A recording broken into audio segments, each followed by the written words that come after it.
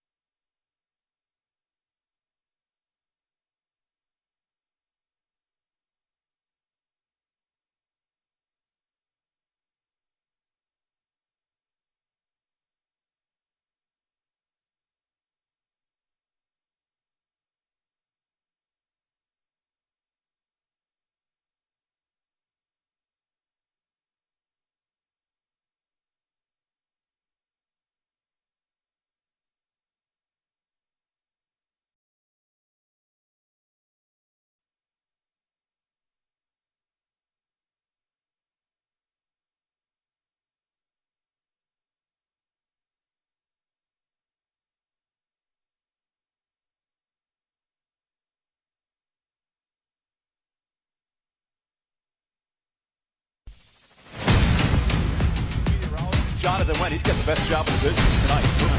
Yeah, absolutely. The first couple weeks of the football season, Evan, we have been blessed with some amazing weather to start the year. Tonight, a little hotter than what it's been the last couple weeks, but still very manageable.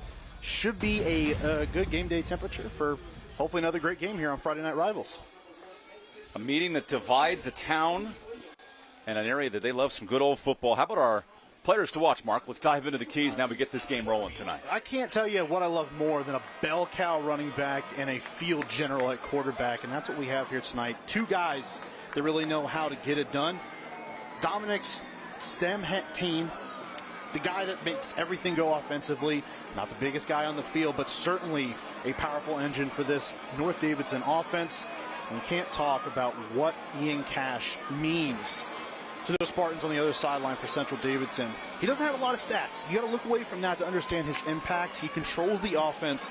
He's got to be great at operating within the system here tonight to come away with a win. Two programs that went to double overtime a year ago. We're ready for the opening kick. Here's Tyler Trogdon. Like many players on Central, he's a two-way standout. The defensive tackle, and he's the kicker.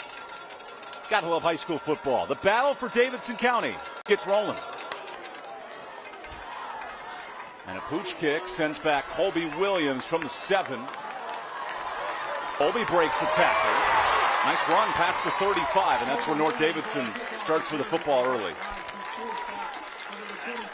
Offense that wants to run the football, not afraid to put it in the air, but they want to keep that football on the ground, control the tempo of the game with their running game. Here's the Mountain Fried Chicken starting lineup. So C.J. Morgan, he's a starting quarterback, first year this year. How does he facilitate the ball well for this offense? Well, the passing game has to continue to develop with his understanding of what the offense is asking for him. As long as he is playing within what they are asking for him to do, getting the football out quickly on time and not making those crucial mistakes, it's going to help them continue to improve throughout the year. 3 returning starters on this offensive line, including Carson Hill, the center. First play of scrimmage for North Davidson. Quick completion. And Grayson Rush breaks the tackle to the 40. He'll gain 5. The Mountain Fried Chicken starting defense, John McIntosh, the head coach, he anchors this defense.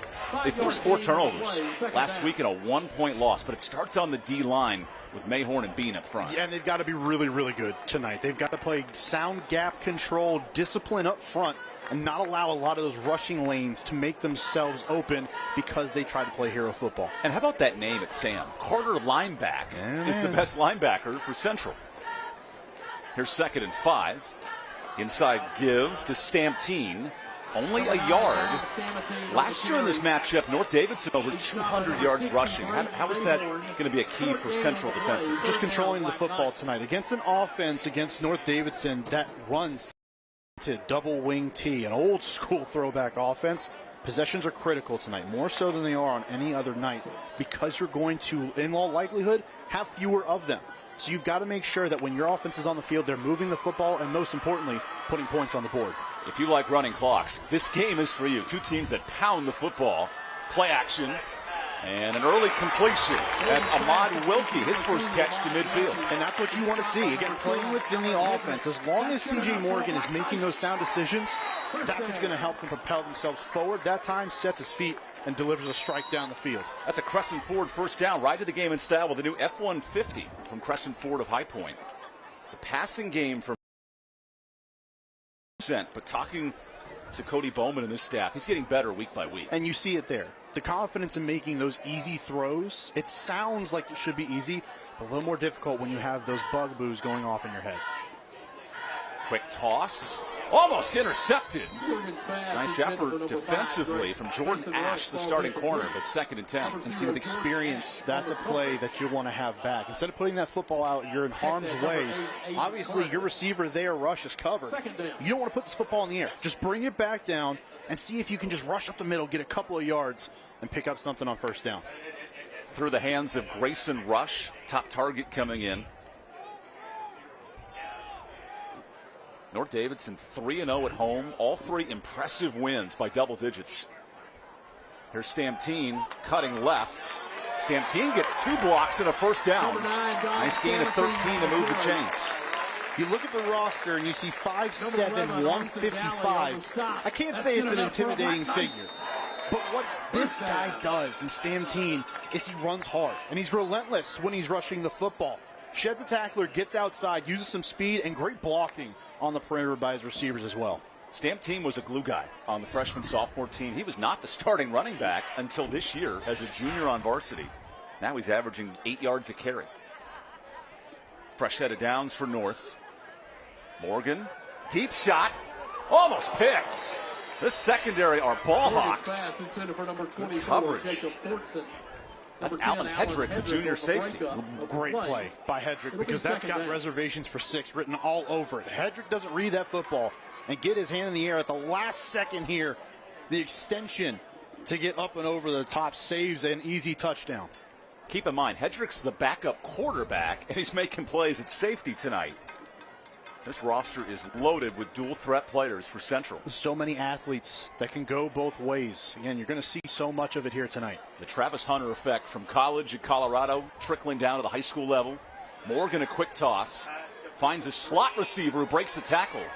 And his gain is 6 for A.J. Fargnoli. But those two-way guys are so vital at this high school level. Well, they are, especially at this level of the high school level, where the rosters are a little bit smaller. You've got to have guys that can not only platoon and go both ways, but are effective at doing it. These two teams certainly have a lot of them. Nice easy screen pass out to the side. Quick passing game is going to be important tonight for this North Davidson offense to keep pressure off of Morgan. Sets up 3rd and short. Morgan wants movement, and he gets it. Let's check the flag with our lead referee tonight, Carlos Florian. Penalty will be offsides against the Spartans. After that, in these first 3 weeks of the high school season, a lot of offside, a lot of false starts. How do these O-line, D-lines clean things up? Oh, it's just discipline. As you go along in the season, you start to learn how to control that urge to jump off sides. Time up counts a little bit, but it also comes from film study. Throughout the week, you start picking up on some of those tells offensively, and that comes down to your coaching staff, letting your young guys know this is what they're doing, this is how we impact it. Movement from Junior Click, the right D end. Here's Stamptine again.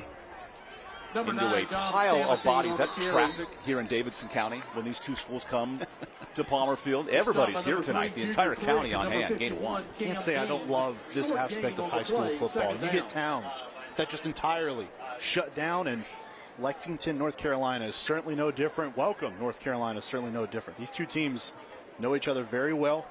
You see a lot of this rivalry blooming across the field tonight. Stamptine making a difference. 3 rushes, 20 yards in this first quarter. First-year quarterback C.J. Morgan on 2nd and 9. He rolls out. Morgan pressured, heaves deep. Nice coverage. Again, Jordan Ash, who's the best running back for Central, makes a good play in the secondary. Sticky, right on the hip. 11, Austin Dowley on the coverage. Looked like Grayson Rush was the intended receiver again that time. Just down the field. But what coverage? You make an airtight throw down the field. It's got to be exactly where your receiver, and only your receiver can get it. That time just a little bit too far, but the coverage pushes it out to the sideline. Cody Bowman this week wanted his offense to excel on 3rd down. Not where you want to be, though. 3rd and long for this offense is a little bit more of a challenge than some others. Here's 3rd and 9. A lot of time. Morgan, wide open receiver. Touchdown. What a dart to Jacob Fortson. And Morgan answers the bell on 3rd down. Fortson right there, waving his arms in the end zone. He was wide open from the jump and was begging for that football to go in the air. C.J. Morgan patient. Offensive line, great protection up front. And Morgan delivers a strike into the end zone. 10-play, 65-yard drive. And what a delivery on the run home of a triad touchdown. North Davidson all week talking about how do we move the ball on 3rd down. They throw it deep and make a big play. Absolutely. That's what you want to do. Capitalize on those busted coverages. And that time, the Black Knights capitalize. Here's the extra point, and we're off and running here in Welcome, North Carolina. Touchdown North. What a start. Wide open in the end zone. You got to cash in when you get a chance. And that time, Morgan to the back of the end zone to Fortson for 6. And we've got first blood here in Welcome.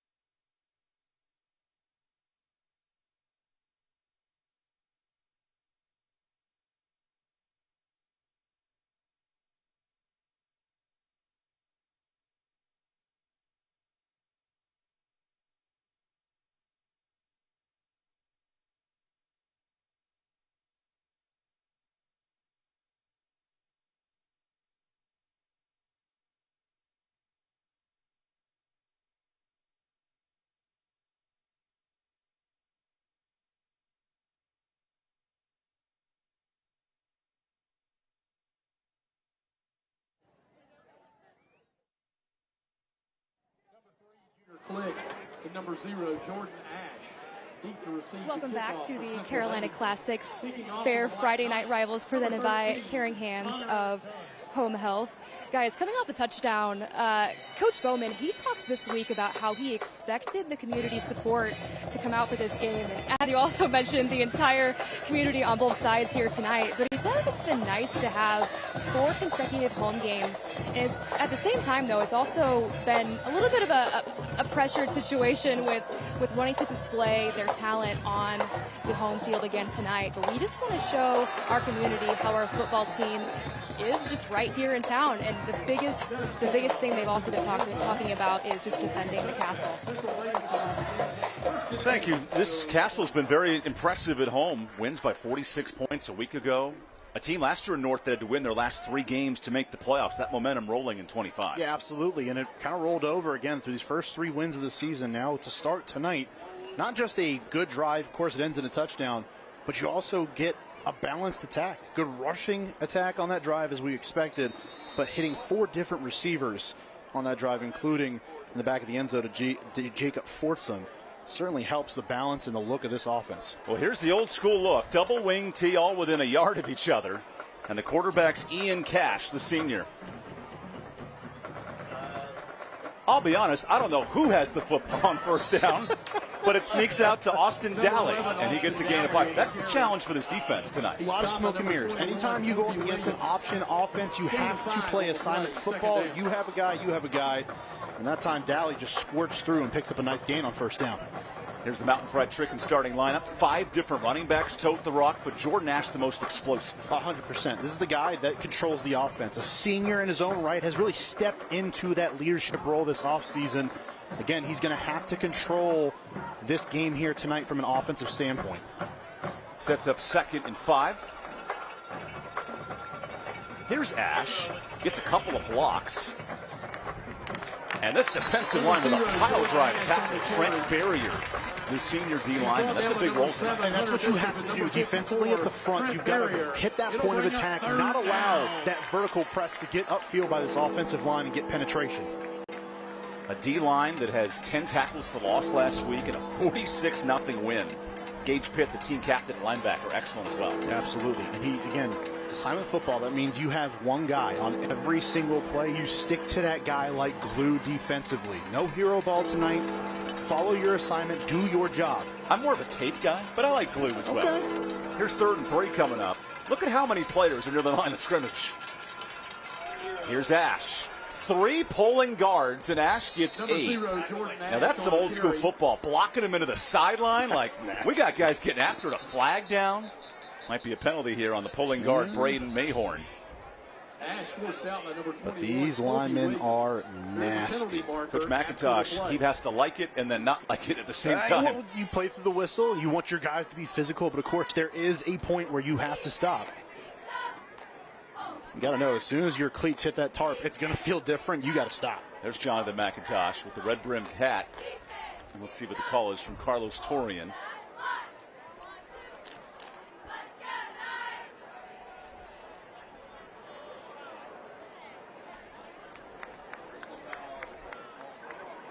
You know what? I like that call. Offsetting penalties, Mark. That's a good way to start this game. Kind of just enforce it, police the game a little bit, say, like, hey, guys, we understand the physical aspect of it, but still play within the framework of the game as well. Tonight's game is also being streamed live on YouTube and Facebook by Tip Top Roofing, Faith Family Football Roofing, and Offsetting Penalties. Thanks for watching all over the state, all over the country with our live stream. Fresh set of downs after the offsetting penalties. Ian Cash goes into his bag.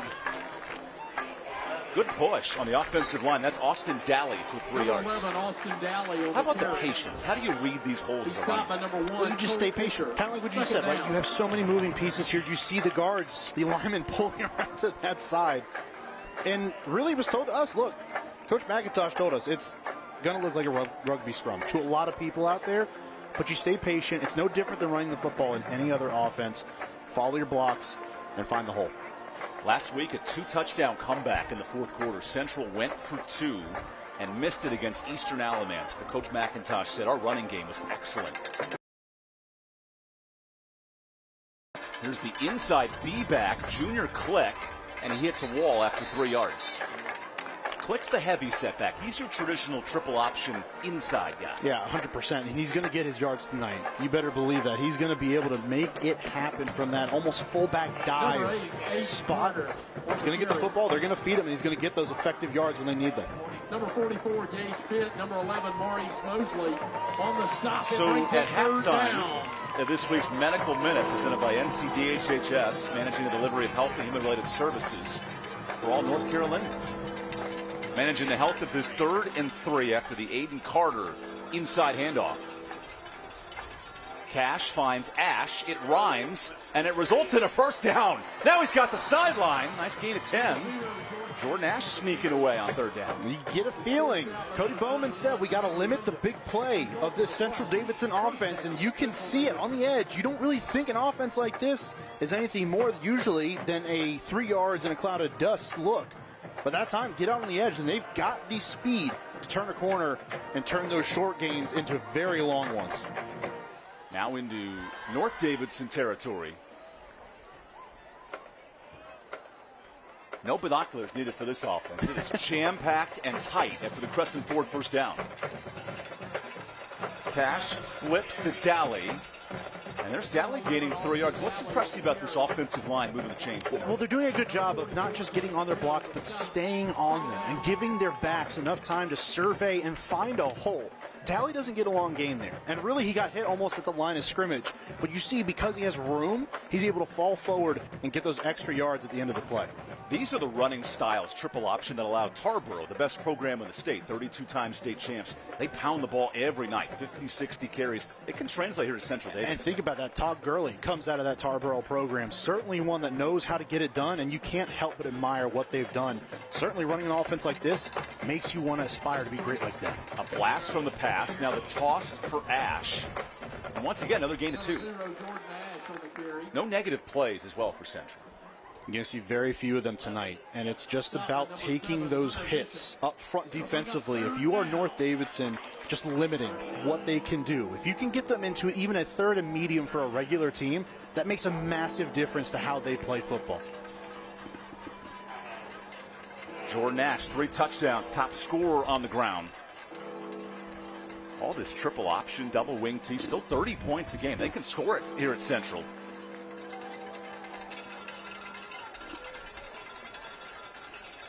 Here's 3rd and 6. Back to Ash. Same play as the last 3rd down, and he's horse-collared down. Nice tackle. A legal stop, but a good grab by Colt Fisher, the safety. You got to wonder, now you get enough on 4th or 3rd down, to bring up 4th and honestly reasonably manageable. And this offense is going to get out there. Expect defensively that they're going to go to the edge here and try to use that speed to turn the corner and pick up the first. Hunter Bishop on the stop, the all-conference linebacker returning.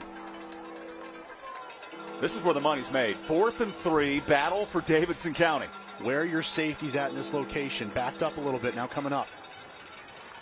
A look to the sideline, timeout. Conversation here for Central. We'll take the timeout. A 4th down decision coming up for the Cats. Cats of the Knights, good battle brewing. 7-0 late in this first quarter.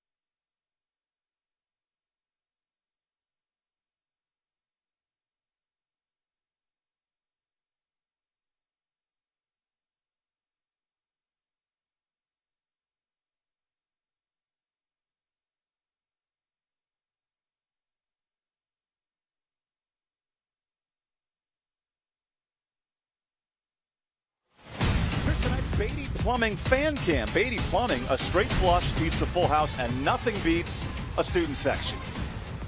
North Davidson students ready to rock and roll in the crosstown rivalry Here's big 4th and 3. Really love American night when we're in town, don't they?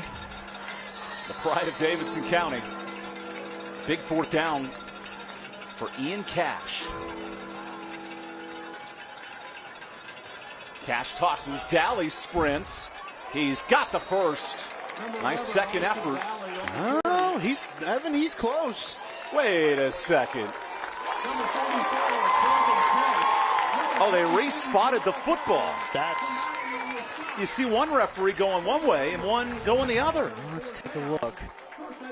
Daly, that lengthy body, certainly had the right idea. Just get your head upfield and reach for the football. I wonder if that contact in the air he had to get was to what the affected it. 33 here. Gage Pitt comes over, makes the final hit here. That's close. But what an effort by this North defense. Stand up tall.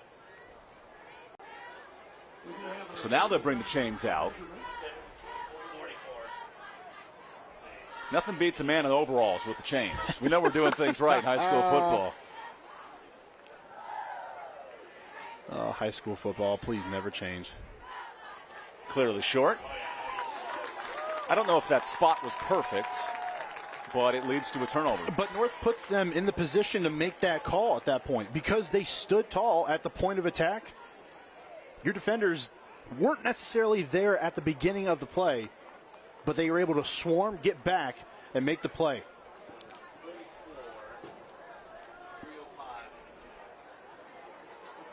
Now North Davidson, fresh off a 10-play, 70-yard touchdown drive. Back to it. Best start for North since reaching the state finals. 1996 state champs. They are rolling at 3-0. Here's Morgan out of the gun. Stantine. He's collapsed. Look at the pressure. Junior Click. Part running back, part linebacker, part playmaker. I was wondering, open this drive, if Central Davidson was going to force the ball into C.J. Morgan's hands, make him make a play. Make the play in the backfield. Click gets back there and makes an impact right away. And then he dabbed up C.J. Morgan. So I only can imagine these guys played baseball together, played soccer, you name it. Would assume. Two schools less than 15 minutes apart. Kids know each other. 30 years of history in the same conference. Play action. Incomplete. Looking for A.J. Fargnoli, who had a big third down reception on the first drive. Wonder if that one got tipped a little bit at the line of scrimmage. That free rusher coming downhill, gets his hands in the air. Not able to get to the quarterback, but still able to impact the play just by having the awareness to get them up. There's head coach and OC, Cody Bowman, one of the youngest coaches here in the county. But an impressive job through 3 weeks. 45 points a game. A lot of that through the air this year for Coach Bowman. But a guy who believes it starts up front. Your 5 guys along that offensive line have to be dominant, and they have been. Third and long. Morgan, empty set. He's running for his life. Morgan gets a block. Oh, man, got to make a play. Almost does. Wanted Ahmad Wilkie. And here comes the punt unit. Impressive for Central. Gets stopped on 4th and a quick 3 and out. And come right back with a lot of the guys who were on the field on that 4th down offensively. But the pressure gets there on the first couple of plays, impacts them. And it gets there that time. Morgan has to improvise and just a little late coming back to Wilkie along the sideline. First punt tonight for North Davidson. Connor Dunn, the lefty. He's got a beautiful punt. Hello. That was a fair catch, and this might die inside the 5. Oh, but he fell into the end zone. They're going to give him the spot, and that punt is 60-plus, flipping the field. 68-yard punt. That's unheard of in high school football. I hope Pat McAfee's watching somewhere because that was a thing of beauty. The hang time was there. You send the receiver or returner back, and then he can't get to the football, and your coverage team gets down there. Man, oh, man. Connor Dunn, what a leg. Connor Dunn, the younger brother of Chris Dunn, special teamer at NC State. A lot of leg in that family, and a beautiful 68-yard boot. Best play of the day. The punter. And it's not even a knock from what we've seen elsewhere. We've got a touchdown on the board, some good offense by the Central Davidson. No, stop it. We have a 68-yard I punt. know, That's I the know. conversation. Final 2 minutes of the quarter. Number 5. Well, he got tackled in the end zone, but no safety despite the D lineman, Gage Pitt, jumping up. Number 7, Hunter Bishop leading the charge. I guess if you Lion King carry the running back into the end zone, that might be a safety, right? Now Selenia into the end zone. The circle of life. For a team that does not pass the football, I'm not sure the play call in this situation. You got to run it. How? You stick to your gun here. You got nowhere to go. But it's a Central Davidson offense that can break the long run. North knows that. They have to contain that, and it can still happen even in this situation. You've got to be cognizant of where you're putting the football. Ian Cash on 2nd and 9. Goes inside to Aiden Carter, gets a yard. 3rd and 8 coming up. Remember, 8 pass attempts all year. This is not an MO of this Central offense. And only 3 of them completed. So certainly not where they want to be in the yardage situation to get a first down or field position-wise. So definitely not what you're looking for, but you've just got to get out of this and hope your defense, after a punt here, can get back down the field and do you some good. Here's Ian Cash going Shane Falco from the replacements. Hey, guys, we got a special play cooked up. 3rd and 7 to beat the Washington Generals. Final minute, first quarter. Cash tosses to Ash. Little inside sweep. And nice running for a big play. Where'd this come from? Daly takes the defense for 50. Well, I guess the Falco play worked. They can take it and bust it wide open. You don't think the double wing T can break off long gains like this. But hang on. Watch Central Davidson work. This time, just patience by Daly running the football. Look at this. A little bit of trickeration that time. They go to one side, pitch it to Aiden Carter. He comes back around to Daly. And Daly's like, I'm running out of juice, boys. We're going for the stiff arm. We're going for everything. Still didn't go down. What a run. Impressive run of 39 yards. Here's Ash on the toss. He fumbled the football. North Davidson thinks they have it. And what a costly turnover scooped up by Zach Knott. Well, and how devastating is that really for that offense? You get the long gain, you get back on the other side of the field. You are off and running, and just helmet to ball pops that one out and not able to hop on top. We see it at the NFL level. Ability to tackle at the right spot. That's hard to teach at 15, 16 years old. It's all technique. And, of course, it's a judgment play, right? It's a snap decision. You get there. But right here, helmet on ball. That is a great play by Gage Pitt to get his helmet on the football, force that one out. 2 turnovers for Central. And North gets it right back. Morgan, the Stam team. Nice hard running for 7 yards on first down. And now, realistically, it's almost like deja vu. This is exactly where the last North drive started. So they get the football back off a fortuitous bounce. Great play defensively. And man, oh man, what a first quarter. We've had a 68-yard punt. We've had double reverses. We've had everything. And a touchdown. 1 quarter in, North leads Central by 7. We'll be back to our F&R game of the week after this.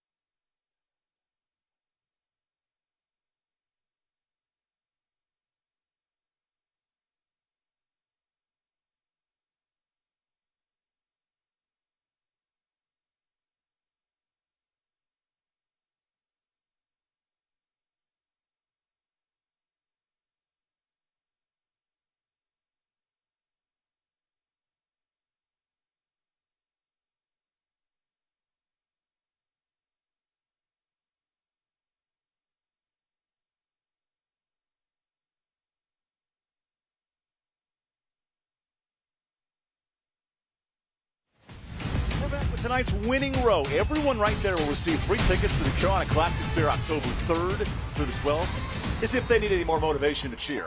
The Carolina Classic Fair barn to be wild. Fresh off a turnover, North has the football. Morgan pump fakes. Pass deflected. Incredible pressure. And this D-line playing well for Central. Again, talked about getting your hands up in the air. And wave them like you just don't care. Yeah, exactly. But you can see right now, C.J. Morgan, the ball's coming out a little low. So defensively, I'm thinking, get your hands up. Because if you can do that, you can knock down a couple of these passes at the line of scrimmage. This is Tyler Trogdon on the pass deflection. Coming out a little fast, but again, just knowing where that football's going, following the eyes of the quarterback, they will take you to the play more often than not. Central forced 4 turnovers and a loss last week to Eastern Alamance. This defense gets after it. Running back in motion. Morgan inside, and the man Fisher makes a cut on his feet inside the 15. Explosive play for Colt Fisher. Really nice design that time. You motion your back out. He goes out to the flat on the right side. The defense has to account for that. They slide out that way, leave the middle of the field wide open, and that time Cody Fisher makes his first catch of the game, and it is massive. Dragging right over the top, and then from there it's those one-on-one matchups in the secondary. Fisher's going to win those more often than not. Longest play of the season for Fisher, 40 yards. Inching closer to that Cook Reynolds red zone. Cook Reynolds running the smart way to get things done. Here's 1st and 10. Stamtine cuts right. Does get 2 yards out of it. 2nd and short upcoming. I think it's pretty easy to tell where Stamtine's strengths are. Even through the first quarter, you see the way he's patiently following those blockers and letting the play develop. And then once he sees it, he makes that cut and gets upfield to get those yards. Smart player. Doesn't have that imposing figure, but if you can play the game, and especially the mind game, it's going to help you a lot. First-year starter, Dominic Stamtine, 8 yards a carry. He gets 4 on 1st down. Morgan, back to Stamtine, cuts it loose, breaks a tackle, jukes a man to the 5. The one-man wrecking crew, 3rd and short. A little stutter step on the edge that time. Dominic Stamtine showing off not just the wheels, but the brakes as well. That little stop right there gives him position to the outside. Another effective run to set up 3rd and short. The ankle breaker, the jumper. This guy must be a multi-sport athlete. Stamtine getting after it. Certainly a guy that can do what a lot of this roster can. And that means move around the field, play different positions, go to different parts, and have an impact. Crucial 3rd and 3. Morgan play action. Morgan has an opening. And hangs on for the catch. 1st down, North Davidson. You're C.J. Morgan. You've got to throw that football faster. Just get it out because he's wide open in the flat that time, able to get the football out. But if he throws it a little bit sooner, Maurice Mosley is waltzing into the end zone in the flat. Look, right here, get the football out. He's open right there, but the defense catches up because he has to slow down for the football the longer that play goes on. Touchdown saving tackle, Alan Hedrick. Off the tip-top roofing, 1st down.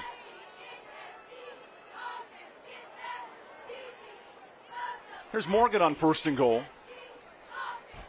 Goes back to Mosley. Pile pushing. This Davidson rivalry. A hog brawl in the red zone. Touchdown. Talk about leaning on the running game. 60-yard drive, all to the ground, and Mosley gets the score. And you do right by Maurice Mosley. Get that pass on the play before. You go right back to him, allow him to use that big frame and that big offensive line in front of him to pave the way into the end zone for their 2nd touchdown of the night. 7 plays, 58 yards on the Renahoma Triad touchdown. Renahoma the right way. Here's the extra point for Dunn, the special team standout. And it's 14-0, North Davidson. We told you it's a game of running styles. Well, North off to a 2-touchdown start. Sure are. That big offensive line paving the way. Cody Bowman's got to love what his Black Knights have done here in the opening half.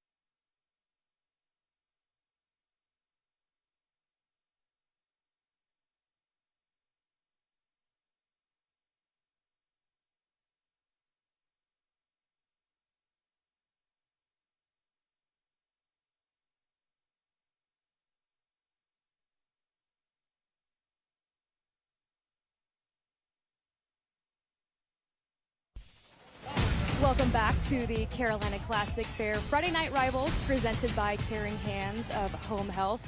North Davidson up 14-0 to start the first half, but let's just kind of go back to a big part of that touchdown drive from Dom Stam team number 9. Coach Bowman, he's described him as a quiet, hardworking player. He's just been proving the coaching staff wrong day after day, deserving that starting spot. He described him as a pinball. This guy just has great balance, and he might not be big, but he's just been that glue guy, and he definitely proved himself on that last touchdown drive, guys. Yeah, Chelsea, the running game's been huge tonight, and Stamtine, to follow that note, he was the last player North wanted to pick to play running back, but he earned the spot for Coach Bowman. And I really loved him saying he was a pinball and slippery, because it's exactly what he's been tonight. We've seen several different runs that he's made where he's not been able to go down to the ground on first contact. Even if you have a guy like that size, sometimes the spirit and the ability of the player outwits what they have physically. There's Cody Bowman, the former O-lineman here at North, and the second-year full-time head coach, fresh off a playoff appearance last year, and now a 3-0 start, all at home. Here's Ian Cash in this Central offense, 2 turnovers on 2 drives, both in North territory. A toss, a sweep, it's Ash, and out of the pile he gets 4 yards. So the formula's there tonight for Central, but they got to play clean football. Yeah, and that was the one thing that they did not do on their last drive. You get out of the shadow of your own goalpost with a long run on third down. Very next play, you cough the football up and squander an opportunity on the opposite side of the field. Central has to understand, and I know they do, that they don't have as many possessions here throughout every single game. So when they can cash in, they have to do so. And with Central getting the ball in the second half, this might be an 8-minute kill-the-clock kind of drive. Oh, it sure can. And it sure needs to be, and it has to result in 7 points. Cash and company on 2nd and 7. Daly gets a block. He's literally shoving his offensive line forward. Give him 3 yards and a late whistle. It takes an entire team to tackle Daly. And not just that, but see how he's pushing his linemen, but they're still moving. It's just this wall of red and black that's moving its way down the field. And before you even get to the big frame of Daly, which is challenging enough, you got to deal with the 5 guys up front. Including 2-year starter Brett Milligan at the left guard position. Brayden Mayhorn, the D tackle, also plays at the right guard spot. 2 linemen that Bowman highlighted this week. It's a game after my own heart, Evan. Offensive line majesty. You love that call with 2 former O-linemen this week with 2 coaches. Here's 3rd and 3. Daly gets it again. He cuts back, and the hole is collapsed. Gain of 1, so a decision here on 4th down. Kind of see there, maybe it was designed that way, but Daly going to the left and stops because it's a numbers game to that side. North Davidson has it overloaded, so Daly tries to cut back and go to the middle, and there was a host of Black Knights waiting for him on the cutback. Austin Daly missed last year's game due to an injury. He's a big tailback at 6'2". Seen that length already come to his advantage here tonight, just stretching out after that contact to get those yards at the end of a play. Certainly look for him to be an option here now on 4th down, using that big frame. Decision, 4th and 2 from their own 28. Cash under center. He'll go for it. This is Ash. Gets a block, and there's the first down for Ash to the 35. Nice stretch play to gain 7. Again, those blockers pulling around, getting out in front of Ash. And then they're in the open field like that on the edge. You're locking it in for at least a very decent gain, if not a long one. But Ash just following his guys yet again and not going down on contact. Man, if you just love running the football, this is your game. A lot of similarities between the 2 teams. They want to run the football. You got 2 head coaches who are just football guys. 6 yards a carry for Central. That's where the turnovers have been costly. Had a chance at 2 early scores on the tip-top roofing first down. Cash back to Daly. Daly very patient. Daly controlling his blocks. Turns the truck stick on. Said, look out, 6'2" freight train coming down Davidson Avenue. It's almost like he stood up. He got the football and just stood there for a second. Watching the replay, just kind of stands, waits, and then bursts. And then stops again. Changing that speed puts a lot of stress on the defense because they're reacting so quickly. If you can slow down and get that burst back quickly, helps you out a ton with directing traffic. I love that decision. I'm going to go man v man and just overpower you with a football. Love it. But that's what this Central Davidson offense does. They want to overpower you. It's a numbers game for them at the point of attack. Here's 2nd and 3. Daly gets it again. Look at him pushing the quarterback in cash. He's a one-man wrecking crew. He's a Scattaboo of Davidson County. You see Arizona State going to the playoffs with Cam Scattaboo. How about Austin Daly for 15? Ironically enough, he may have a couple inches on Cam Scattaboo, but the point is he runs hard, running behind his linemen and his pads. Getting out this time, it's Ian Cash. Your quarterback on the edge throwing a block. You got to love that. How many offenses are asking their quarterback, hey, I need you to throw a block out there on a defender? And Jonathan McIntosh this week said, there's no quarterback in the state who blocks better than Ian Cash, and he's earning those stripes. Hey, you got to be the best at something. Go ahead and get it. He's only thrown 8 pass attempts all year, but he can hand it off on 1st and 10. This is Ash following his quarterback. Ash staying alive, back to the line of scrimmage. As a reminder, tonight's game's also being streamed live on YouTube and Facebook. Tip Top Roofing, Faith Family, Football, Roofing, and Double Wing T. But we have an injury on the field for North Davidson.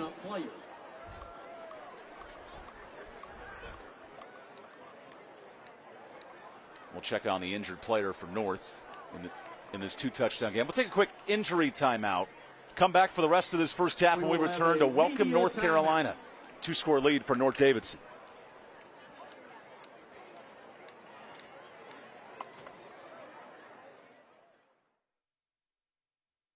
Services for tonight's event.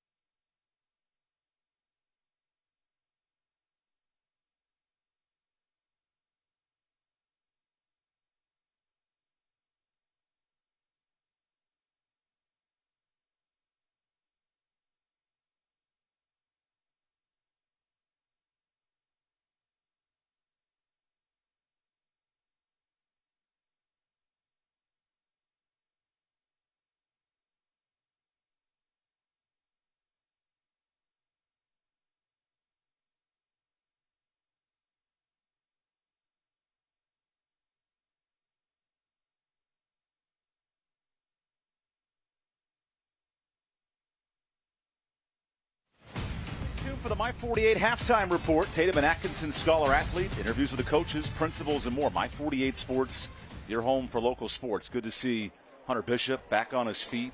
Also in the 4th quarter of tonight's game, we'll be highlighting the school bus stop of the game. So the law in every state, Mark, believe it or not, requires drivers to stop for a school bus when the stop arm's out and our little bus slides across the screen. Cool animation we built this summer. Not too bad. And at halftime of this week's Medical Minute presented by NCDHHS, they manage the delivery of your health and human-related services. You should give them a call today for all North Carolinians.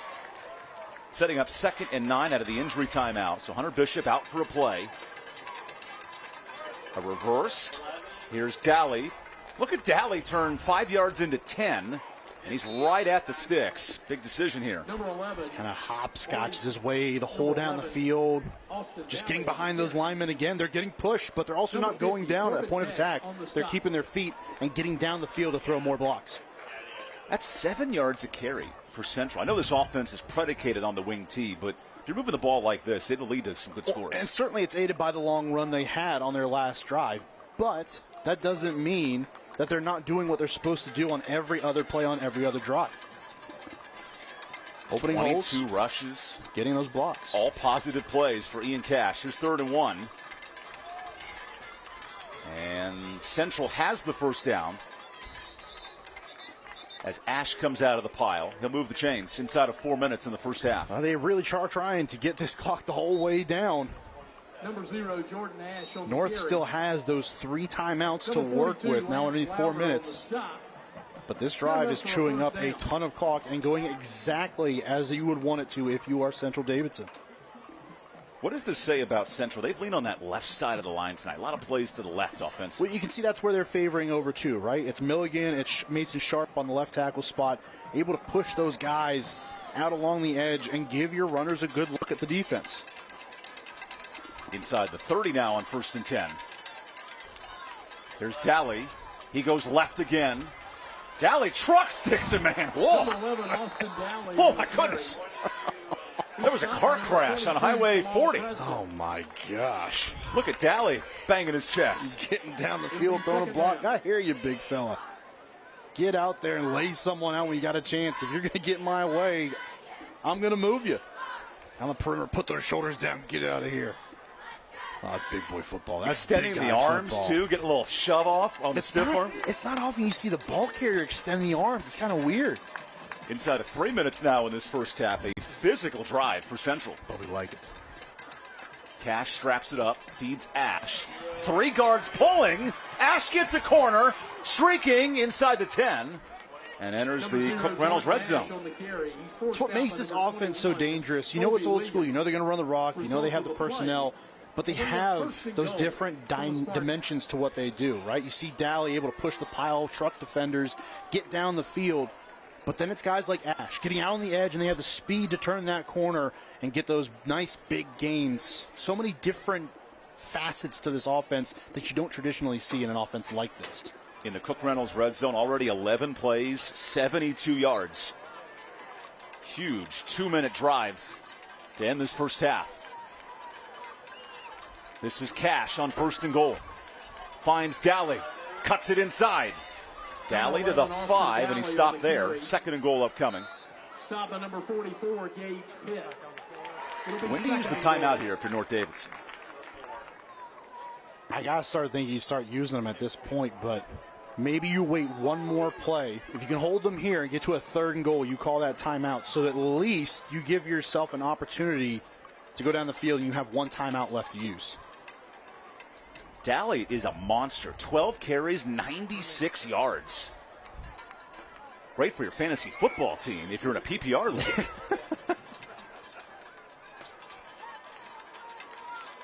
Here's 2nd and goal. And a whistle. This looks to be on the defense. Prior to the snap and a penalty marker.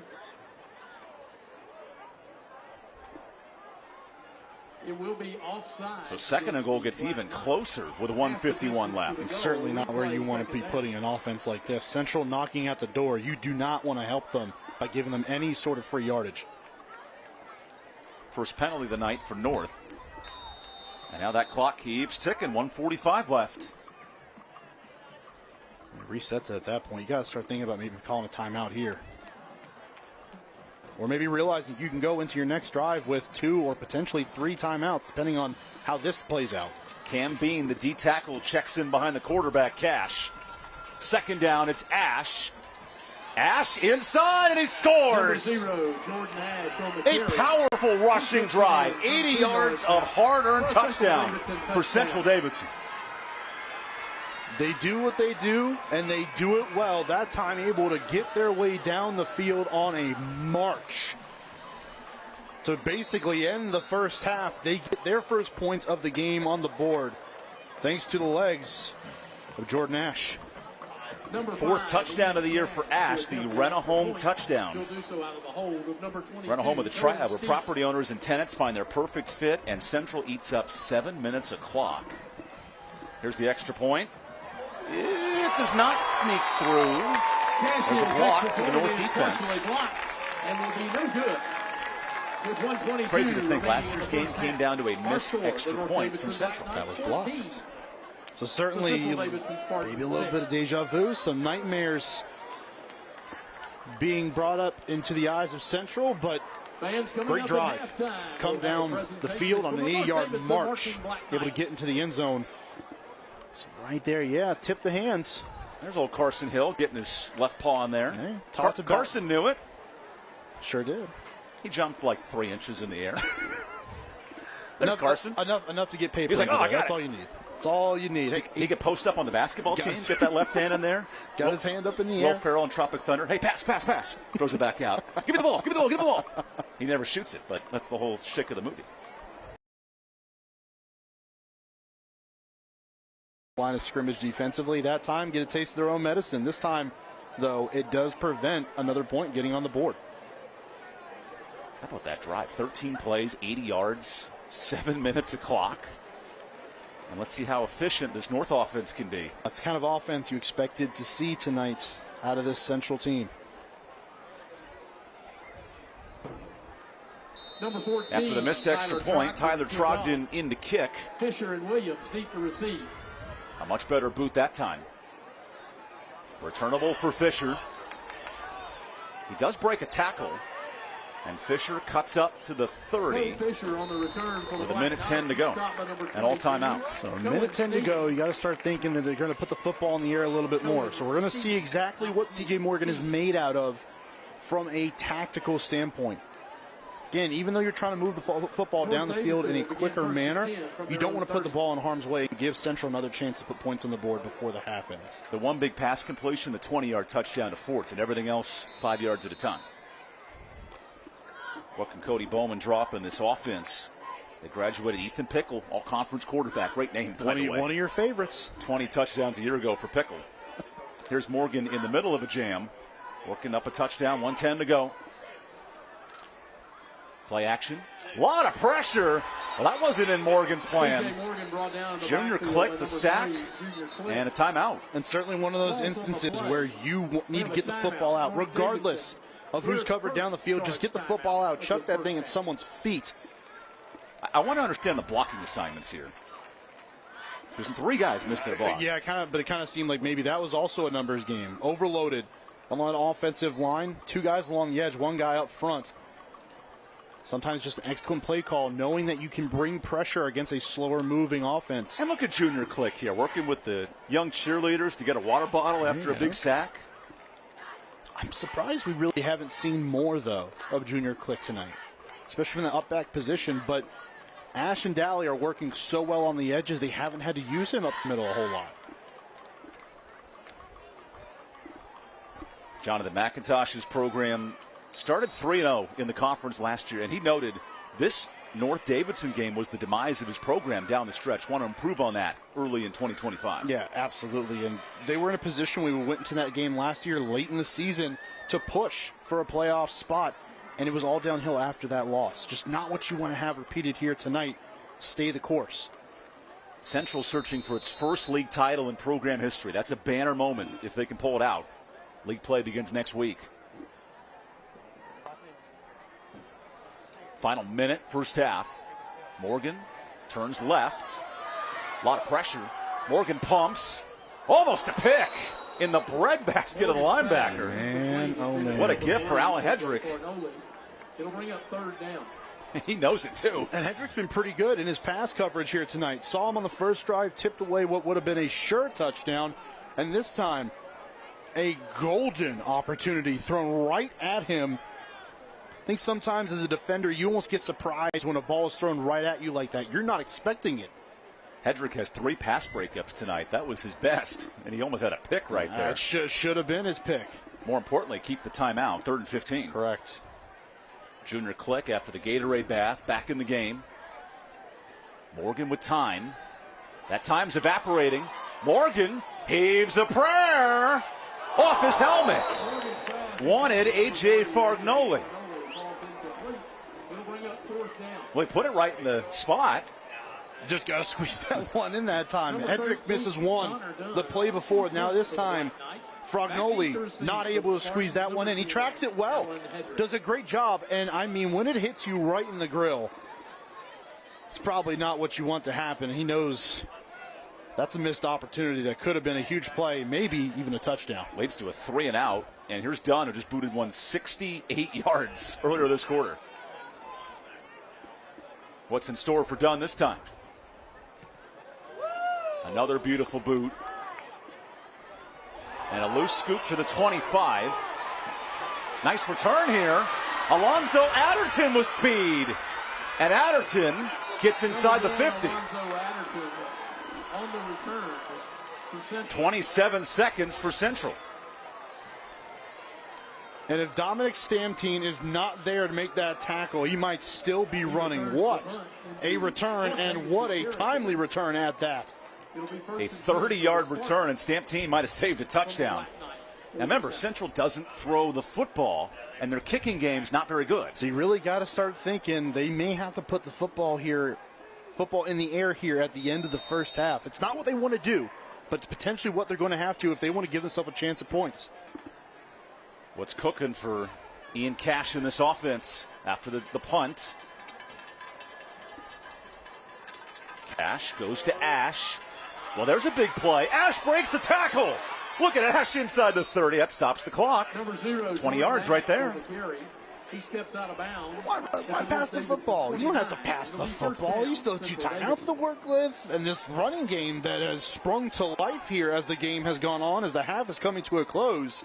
Ash, again, using the speed and then the power to shake a tackle and get out of bounds. More importantly, great awareness smartly on the play.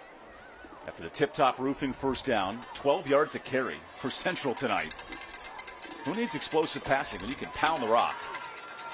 Still 2 timeouts. From the 29, Ash finds Daly. Daly zigs for 3. There's a timeout. 14 seconds left. Given the kicking woes of Tyler Trogdon, how do you draw this up? One way or another, you got to expect the football to go into the end zone here. Whether it's keeping the football on the ground or putting that thing into the air at the end of the half, which you would assume is going to happen depending on what happens here in the next couple plays. But if they're not close enough to run that football in reasonably, expect them to drop back to pass. And something that really throughout the course of this season so far has been an anomaly for this offense. Big decision for Central Davidson, who went for 2 last week. They elected not to kick for overtime, trusted their offense, got stopped by Eastern. 14 critical seconds before halftime in our halftime report. Gotta tell you, the way this game was going very early on and even going into the second quarter here, really felt like North was in full control, but now that has swung back since that last touchdown by Central. A lot of the momentum has swung back to that Spartan sideline.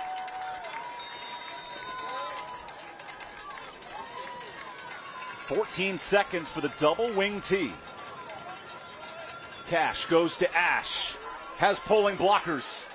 Ash. Bishop grabs him. 8 seconds. Timeout. They might add a second on the clock. We'll see. It'll bring up 3rd down. Hunter Bishop was supposed to be the starting running back on this football team. But they asked him to take on a bigger responsibility at that linebacker spot, knowing that it was a need. And without him here, you don't know what's about to happen. Ash could be out the gate at that point, but Hunter Bishop tracks him down, uses that speed now that he is back on the field, and makes a tremendous play. This is interesting. 6 seconds. You don't really have time for 2 plays. No. So this has got to be an end zone shot, right? It has to be. It absolutely has to be. I know that's not what they're used to. Oh, looks, here comes Trogdon out to kick a field goal. Okay.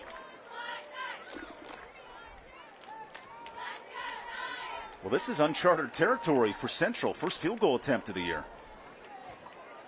No time like the present. Percentage-wise, what do you have a better shot at of getting points on the board? Oh, hold on. Trogdon's actually in the block now. Well, we told you this team knows a lot of curveballs. The new kicker is Ian Cash, the quarterback. He's not even on the kicking depth charts. I love high school football. Here we go. New kicker. Does Central have enough players on the field? Add that curveball and the play clock's ticking. Timeout, North Davidson. Oh, why is North taking a timeout? North Davidson. I know were they're confused. They're trying to tell their guys, but there's not enough guys on the field. I'm putting pressure on Central here. Oh, my gosh. High school kicking drama. Both quarterbacks are the kickers. One does the extra points, one does the field goals. It's so beautiful. We asked the coaches, hey, how's your special teams? And Jonathan said, it's all hands on deck. We'll figure it out. Well, look, it's not a lie, is it? Somebody's got to kick it. You've got the self-proclaimed best blocking quarterback in the state of North Carolina. Or is this a Michigan State situation? Ooh. The fake field goal toss to the end zone. Overtime winner. Okay. That's not Go bad. back a couple of years now. That's not bad. I think the last time Sparty beat Michigan was Did you that say game. Michigan State? Was that it? Or was that Notre Dame? Oh, you're right. That's Notre Dame. Michigan State. It's the Golden Domers. You know, the funny thing is, I bet you that play was about 10 years ago now. Feels like yesterday. I still hear Sean McDonough's voice in my head. The cracking. Okay, Ian Cash, your first field goal attempt of the year. A 40-yarder before halftime. The long snapper is the running back, Aiden Carter. Cash from 40 with a flag. But what's the flag? Steve's field goal is no good. There is a penalty marker on the play. Cash was down at the end of the play. And if this is on the defense, you get a little closer. You get another chance. Does that open up the passing game here?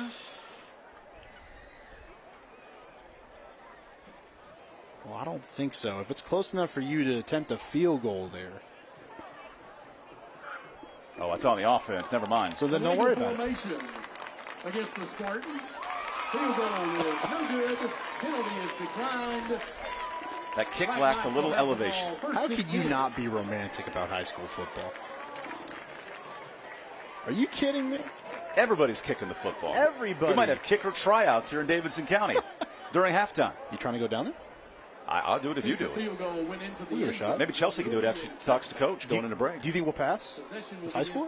Not as good as that Dunn kid who punted the ball 68 yards, but we might be second in line. Might have to shave the beard off real quick before we head down there. So one final play before halftime. Hit him with the old chubby bunny.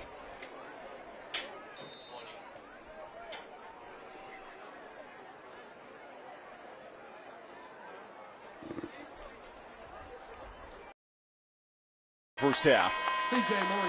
Well, Central Davidson, 4 opportunities, 2 turnovers, a missed field goal, and only down a touchdown. And that's exactly what it was. The first half, again, really felt as we went into the second quarter that it was in control by North Davidson, but Central, give them all the credit in the world. They fought back. They got themselves back into the game with a touchdown. And now it really feels like it's more of an even game going into the half. 1 score difference. Last year's game, double overtime. Came down to extra points and field goals. Now we'll go down to the field with Chelsea Groves and Coach Bowman. Coach, your team punches first in this one, a 1-touchdown win here at the half. How would you assess the performance so far in the first? I was really happy with our offense coming out and firing out right away. Our defense getting a couple really good stops. Eventually this kind of offense that they run, our defense is going to give up some yardage. Unfortunately, did give up a touchdown, but ultimately I'm really excited to see what we can do in the second half. In the second half, what do you hope to see? A little bit of the same, but I think we need to go into halftime, make a few adjustments, get back to the rhythm that we had in the first quarter, and I think if we can do that, we'll be all right. Thanks, Coach. Thank you. Thank you. Stay with us here on the My 48 Halftime Report. Stay with us.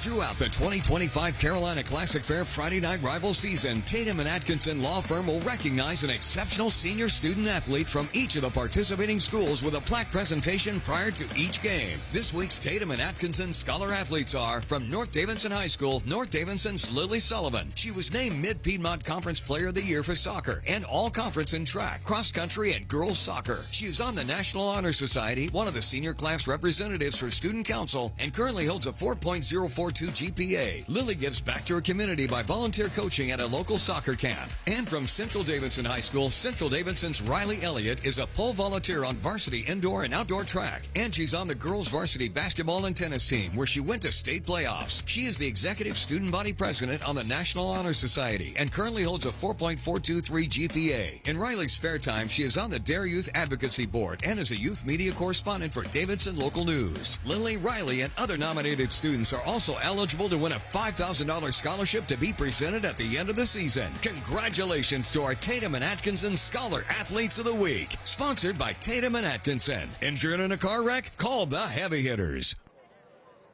Welcome back to the My 48 Halftime Report. I'm Chelsea Groves, joined by Principal of North Davidson High School, Jason Israel. First off, congratulations on being the principal of North Davidson, and just also a welcome back to you as well. You have quite a few accolades here: a former history teacher, assistant principal, and PA announcer. You've made an impact on this school and community. How excited are you to be back? Thank you. I mean, it's been great to be back. I couldn't be more excited from starting my career here in North Carolina. Like you said, being an assistant principal and now coming back to be the principal, I couldn't be more proud to be a Black Knight again.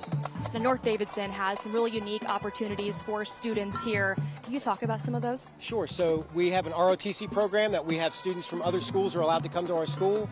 Our teaching as a profession class is excellent. We have I'm trying to think. I'm flustered right now. We have our TAPS program. We have our I'm flustered right now. I got so many things that we have. There are so many things. Our fire program. We have our all the different programs that we have, and it's great here. And along with the opportunities here, there are also quite a few extracurricular clubs that have also been introduced. What are some of those that have been introduced here in recent times? Sure. So as far as our extracurriculars are concerned, whether it's Brutal Black, which is our student-based club, there are many opportunities for students, not just if you're interested in sports, but so many different extracurricular clubs from our band and things like that as well. Now, tradition also seems to be a huge part of North Davidson. Lots of alum here back and also on staff. How proud are you of the alumni base? Oh, well, so we have 32 current staff members that are former North Davidson graduates. So everything from the 1970s all the way to the 2010s. I couldn't be more proud of our staff. It's excellent. Well, thank you so much for your time and for joining us for a few minutes. And also, stay with us for the My 48 Halftime Report.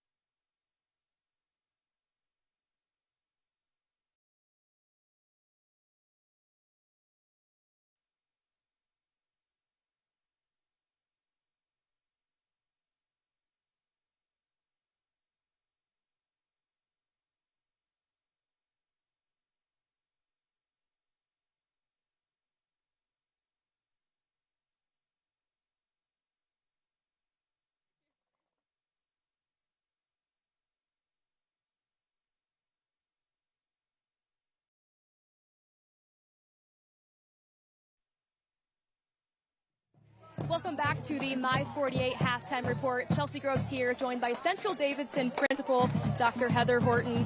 First off, thank you so much for joining us. Sure. Appreciate it. It seems like there's lots to be proud of with your program so far this season. Just talk about the growth that you've seen so far in your program. We're just excited to kick this year off in a new conference, the Pac-7, and our fall teams are off to a great start. We have 2 teams in the top 5 in the state of the 4A teams, our golf and tennis. We have a new athletic director this year, Mr. Ryan Oxshire. He's bringing a ton of energy, and there's just a lot of momentum at Central this year. Now, this might be an away game for your team, but it seems like lots of people are here supporting you. What does it mean to have to have a crowd come here support you guys? Yeah, it's a special place at Central, and athletics is at the heart of that. We have a lot of staff members that are alumni and former student athletes. Our community always shows up, as you see tonight, and we have deep-rooted traditions like homecoming that our students just never forget, and it makes it a special place. You also seem very proud of all the students at your school, but what makes you most proud when you think of just that one thing that stands out? This is my 3rd year at Central, so I would say the growth that I've seen in our students. Our graduation rate is climbing, and our students are just doing amazing things on and off the field. We talk a lot about leaving a legacy, and our Spartans are certainly doing that. Well, thank you so much for spending some time with us here tonight. Sure, thank you. And coming up on the halftime report, some Friday Night Rivals highlights from across the country. And Friday Night Rivals highlights from across the country. Jackson's got to get something here. He got hit. The ball's on the ground. And you don't have any timeouts. They don't have any timeouts. For the end zone. Caught! Flag! 17.9 to go. And mistakes. But once they clear those up, West Seneca East is going to be a very good football team this year. Extra point attempt and trying to get into the end zone for a 2-point attempt instead. After it was blocked, it was DJ Baker was the holder. forcing them to pass the ball. Deep down the field to Harden. Caught! Wow! Oh my goodness, did he actually come down with that? Down over the generation. Strike up. The Silver Fox fights on. What a play call. This could be a penalty in the end zone, but that's an SCDC touchdown for the Silver Foxes. Take us to the end here. Connor Kolka needing to convert for two. And it is loose. Was it a catch and a fumble? State College is on the football. Yes! State College scores on the two-point conversion. And Lustig scooped it up.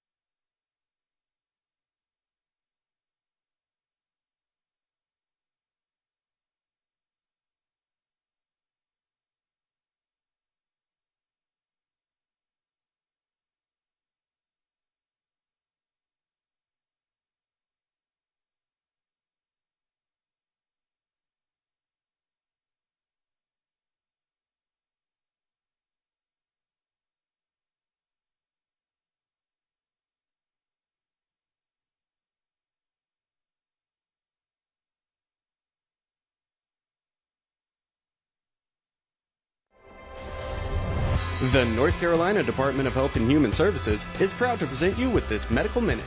Everyone goes through tough times, and everyone can get through them, as long as they don't have to do it alone. 988 is the number that can make a difference. It's a number to use when you need help and don't know where to turn. Call, text, or chat 988 day or night. Because you never know when you or someone you know might need it. As the health director in Haywood County and a nurse here in North Carolina, I can tell you that the 988 Suicide and Crisis Lifeline saves lives. No matter your struggle, you are not alone. The 988 Suicide and Crisis Lifeline is free, private, and always available. 988 Lifeline counselors are ready 24/7 to speak with you, help you cope, and get you connected to the support that is right for you. 988, the National Suicide and Crisis Lifeline. Call, text, or chat 988 24/7. This Medical Minute is brought to you by the North Carolina Department of Health and Human Services. Welcome back to the My 48 Halftime Report. Chelsea Groves here, joined by the branding and events manager of the Carolina Classic Fair, Lillian Craven. I'm sure you're excited for the fair coming up here in just a few short weeks on October 3rd. Just tell us about the preparation and what we have coming up. Yeah, we are exactly 3 weeks away from opening day today. We're super excited. We just announced that the QRC Ice Arena is going to be open for ice skating during the fair. We're about to release our grandstand entertainment in the U.S. Army Grandstand, so it's going to be a great fair. Anything new coming up that anybody who wants to attend, some new things? Like I said, we just have ice skating. We're going to have a dirty soda vendor, so that's new food. We're going to be releasing new foods a little bit later as we get them in. And stay tuned for grandstand shows because those will be announced early next week. And how can people participate in the fair as well as attend? Yeah, we have got lots of great ways to look at entries and do all the things and participate in ice skating and the flower show. So it's a lot of great stuff at the fair. Okay, so here's what's coming up next. You have to tell us what is happening over here. So we're bringing a little bit of fair spirit to North Davidson tonight, and Olivia and Maddie are doing our pretzel stacking game with some fresh baked pretzels, and first to 10 wins. So let's see, they're pretty neck and neck right now. Oh yeah, all about the focus. Here we go, here we go. They may be smiling, but they're dangerously going fast. Oh. It's definitely harder than it looks. Yeah, you've got to have a good flat head or at least a lot of good balance there. Oh, okay, I think we have a winner. I think we have the winner. All right, let's send it back to Evan and Mark up in the booth. It's our star athlete of the night. Yes. Did you see that? It was like 10 pretzels on her head. How did she do that? It's got to be the flat head effect, I guess. Hey, she wins the Rhino. That's the prize, Evan. The best pretzel stacking at the Carolina Classic Fair begins October 3rd. So some numbers. I want the pretzel stats, by the way. Yeah. 10 pretzels in 30 seconds. The stacks or stats? Either way. Good for her. That was really fun. Here's the numbers from the first half. Obviously, a triple option team's going to run the ball a lot. But the turnover is the story of this half. That's pretty crazy, isn't it? 204 yards rushing, 0 yards passing. Not very often you're going to see something like that in modern football. And then really, again, the team that has the 14 points on the board and the lead, more importantly, has only half the yardage, basically, of what Central Davidson does. North has done a good job, though, capitalizing on a turnover and turning that into a touchdown in the first half. So those are the numbers. Let's show you how we get those numbers, because there's been some interesting plays. Let's start with a fourth down key for the touchdown. Yeah, and wide open in the back of the end zone. Fordson just calling for that football. Found by C.J. Morgan. Just a great way to start the game if you are North Davidson. And then possibly the play of the first half, if you can believe it. Just an absolute bomb. How about 60 yards in the air and then 68 yards total with the hop? See the highlights for North Davidson. They did their part. Again, when they had to make big plays, they did in the first half. See the rushing touchdown by Maurice Mosley for their second score of the first half as well, but not to be outdone. Back come the Spartans of Central Davidson. Great rushing attack. Dally with some trickeration. He had 100 yards in the first half. Those 204 yards, a lot of them were brought up on this play. An 80-yard march that ended in 6. Ash runs the last play you saw on your screen and rushes this one in for the only score of the night for Central. So that makes it 14-6 at the half. Now we're going to talk with Central Davidson's coaching staff down on the field. Coach, some bright spots in the first half of your team with a late touchdown in the second quarter to get on the board from Jordan Ash. But what's been the message for your team at the break? We just got to fix the mistakes that we made in the first half. Too many missed assignments. Blown coverage left them wide open in the end zone, and then we just got to clean it up, offense and defense, and we'll be all right. Our kids are going to keep fighting. Thanks, Coach. Thank you. Back to the third quarter. Second half action is coming up soon.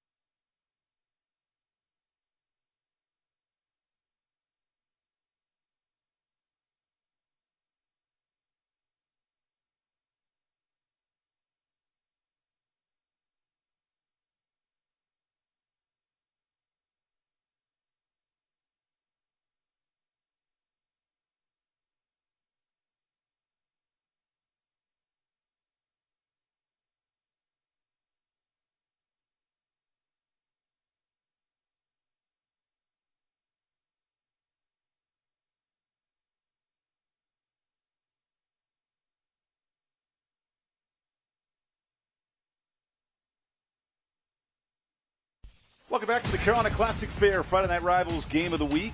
Second half, ready to rock and roll. North Davidson up a touchdown over Central Davidson. Last year's game went double overtime, which means we got a lot of football to unfold here in the second half, Mark. Easier said than done. Pretty incredible game we had last year. It wasn't a whole lot in the first three quarters. Fourth quarter, both teams finally arrived to the stadium at that point, back over at Central Davidson, and from there, we were literally off and running. Pretty good first half in this one, too, partner.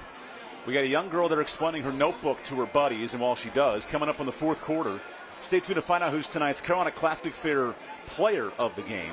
Can we put the pretzel stacking high schooler in there? Oh, that's got replay. We're not going to sneak that one in there. The Carolina Classic Fair, 10 days of awesome. Awesome football, awesome pretzels. Also coming up in the fourth, we'll highlight the Caring Hands play of the game, Caring Hands Home Health. Put your loved ones in our caring hands. Might have to be the 68-yard punt. That was pretty good. That was pretty good. And in the fourth, we'll have our Norris Automotive drive of the game. Norris Automotive, complete foreign and domestic automotive repair serving Mebane and Burlington. And the foam fingers are out running tonight. At one of the few high schools in the state where there's a restaurant on campus. Isn't it amazing? It was right in the parking lot. Right there. Absolutely love it. Some home cooking barbecue right across the street from Palmer Field. Oh, it's a cheat code because you're not supposed to go off campus normally, at least from when I was in high school. They just tell you can't go off campus for lunch. And you got Nick's Old Fashioned Burgers down the street, right, too. Exactly. So I'm just going to hop across the parking lot to Randy's restaurant. You got Randy's, you got Nick's. Which look incredible. Delicious Italian pizza, another quarter mile up the road. There's like three joints within half a mile of campus. These kids today. No wonder why North loves to run the football. They got so many good food options. They got to burn the calories. One touchdown lead. Central gets the ball first to start this second half. I think I missed the memo on burning calories a long time ago. There's Cody Bowman, whose defense is bent but not broken in the second half. How do they continue that success? Well, it kind of wore down as the half kind of went on, right? The last true drive, that Central Davidson had. They do that 80-yard march down the field, and they put their only points of the night on the board.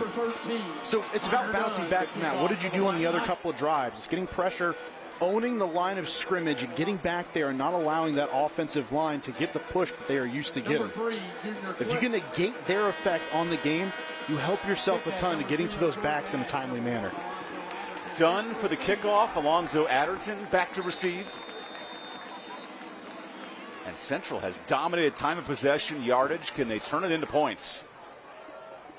And Dunn's kick will go out of bounds, so good field position. Dunn's kickoff goes out of bounds. There's a penalty marker on the play. So this sets up Central in good spot in this first drive. Certainly aids them. At that, I was just so impressed by how Central developed their game as the half went on. You saw them recognize they were having a lot of success on the outside and on the edges of this North defense. So what they do, they just kept attacking. And time again, they were able to get those chunk plays without North really having an answer on how to stop them. So here's Central with the rock.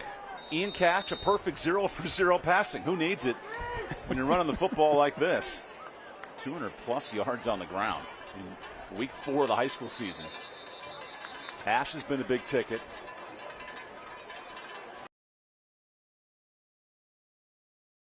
Ash mark.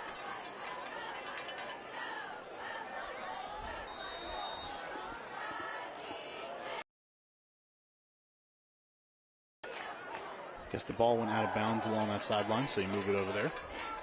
Okay, Ian Cash, you've had 20 minutes to discuss the running game. Here's the start of the second half. Back to Daly. He'll get 7 on first down. Same formula.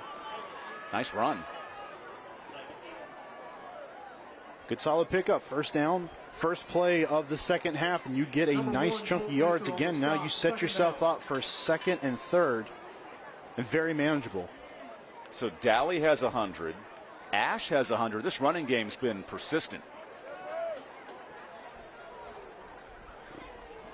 And I love in this offense, there's a D tackle, Cam Bean, right behind the quarterback. He's a wrecking ball leading this wing T. Ash gets it this time. Follows his blockers. Ash is breaking loose. What a start to the second half to the 25. Number 0, Jordan Ash on the carry. 33-yard explosive run. Just getting out on the edge, and you're giving your guys with those abilities and that speed a chance. And again, the contain is not there. You pull these guys around. Look, 3 blockers on 2 guys out on the perimeter. That's numbers. And that's out the gate for Jordan Ash. Another long run for 0 in red and black. 4 players have carried the rock, and Central wants 5 to touch it. Ash has 133. We're barely at halftime. This is thunder and lightning. Reggie Bush, Lendale White pounding the football. The old school days of USC really football. It really might be, Evan. They've had an outstanding impact so far. Not a single pass attempt tonight. Uh-oh, fumble. Looks like Central's on top of it. The center grabs it, Cody Tussey. He takes a big deep breath getting back up. My apologies. That's Braden Mahorn grabbing the football, the right guard. Braden's laughing it off. Just the exchange was not clean from center to quarterback. Wow, Braden kicked it to himself. Yeah. Ooh. Think about the costly fumbles for Central on this end of the field. And think about how much harder that is to pick up a ball in this kind of offense. All of these different bodies so close together. Trying to corral a football like that has got to be even more of a challenge than normal. Mark, this is human Jenga with 22 bodies crushed together through wooden planks. Ash sneaks out. Good blocking, and he'll gain 3 on second down. Ash on the carry, brought down by number 7, Hunter Bishop. Actually, just 1 yard, in fact. Good pursuit for Adderton on the sweep. It'll bring up third down. Not a single negative play for Central Davidson running the football. Quick hitting style of offense, but so many times they've been trying to get on the perimeter of this defense. It's worked. And knowing that Central's kicking game's not an option, this is 4-down territory. Oh, absolutely. So what do you do if you are North Davidson? You're crashing down to the line of scrimmage right now. And your 2 safeties playing back right now are going to be huge on the perimeter. They've got to come down and make a play. This is smash mouth football in the heart of Davidson County. Here's 3rd and 7. Play action. Whoa. Oh, a pass. The completion. Jordan Ash, we didn't know that was in the playbook. First down, Central. Complete to number 0, Jordan Just the 4th completion of the year. Excuse me. He's forced out of bounds. But look who's down. Bishop. There's an official timeout on the field for a shaken. Cash got hit, and he's slow to get up. And here comes Coach McIntosh. There were 2 defenders that were coming around and looked like they came around and made contact with Cash. We'll take the timeout, check on Ian Cash, and come back. Central driving down a touchdown. This will be a media timeout. The shaken up player on the play for Central Davidson, number 5, Ian Cash.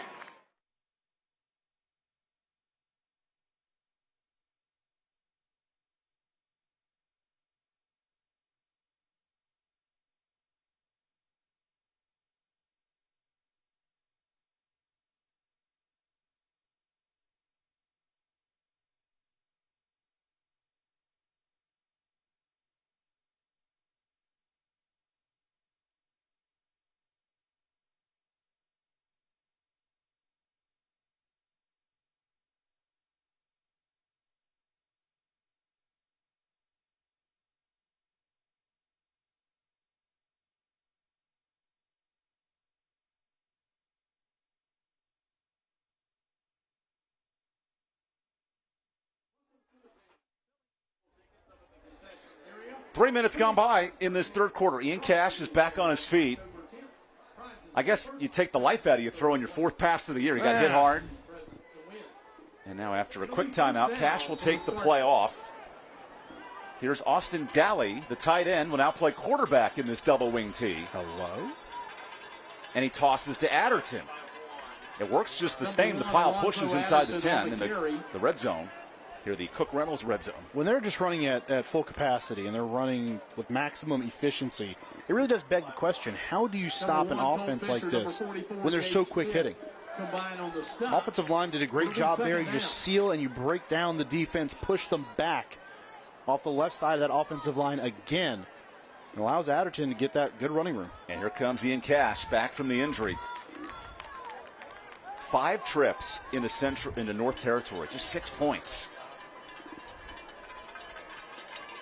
Cash on 2nd down, stumbles, finds Adderton, touchdown, number Central. 1, Alonzo Adderton on the carry.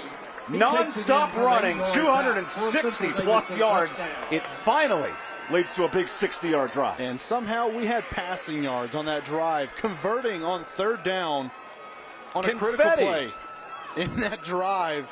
And that student section has reason to celebrate now. Last 2 drives, 2 touchdowns. This offense has figured out the formula for success. And they're taking it to this North Davidson defense. Run home with a triad touchdown. Now Central goes for 2 after the missed extra point. It's a 2-yard play. Spartans will go for 2. This is right up Central's alley. Defensively, you're crashing down. You just sell out to the middle of that run.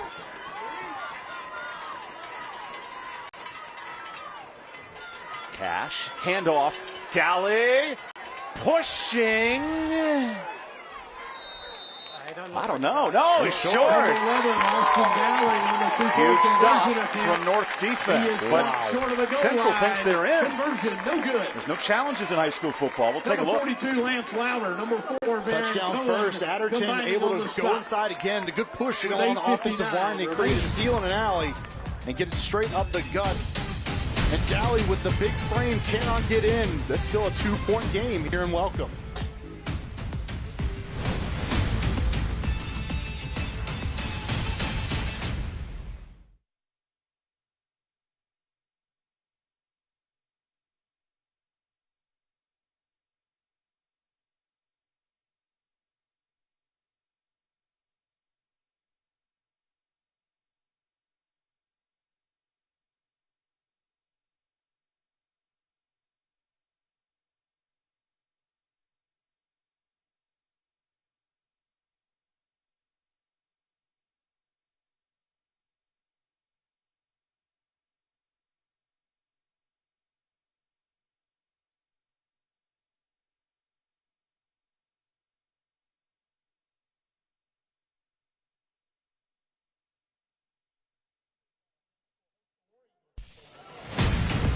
Welcome back to the Carolina Classic Fair Friday Night Rivals presented by Caring Hands Home Health. Guys, Central Davidson trailed at the half in this one, now within one coming off a touchdown, but head coach Jonathan McIntosh's team certainly not panicking. He said this week to us in the call that he said he was proud of the resilience at Eastern Alamance last week, trailing 32-18 going into the fourth quarter, coming up short just by one. And he says that the collective effort in finding ways to win close games continues to be at the forefront. Guys.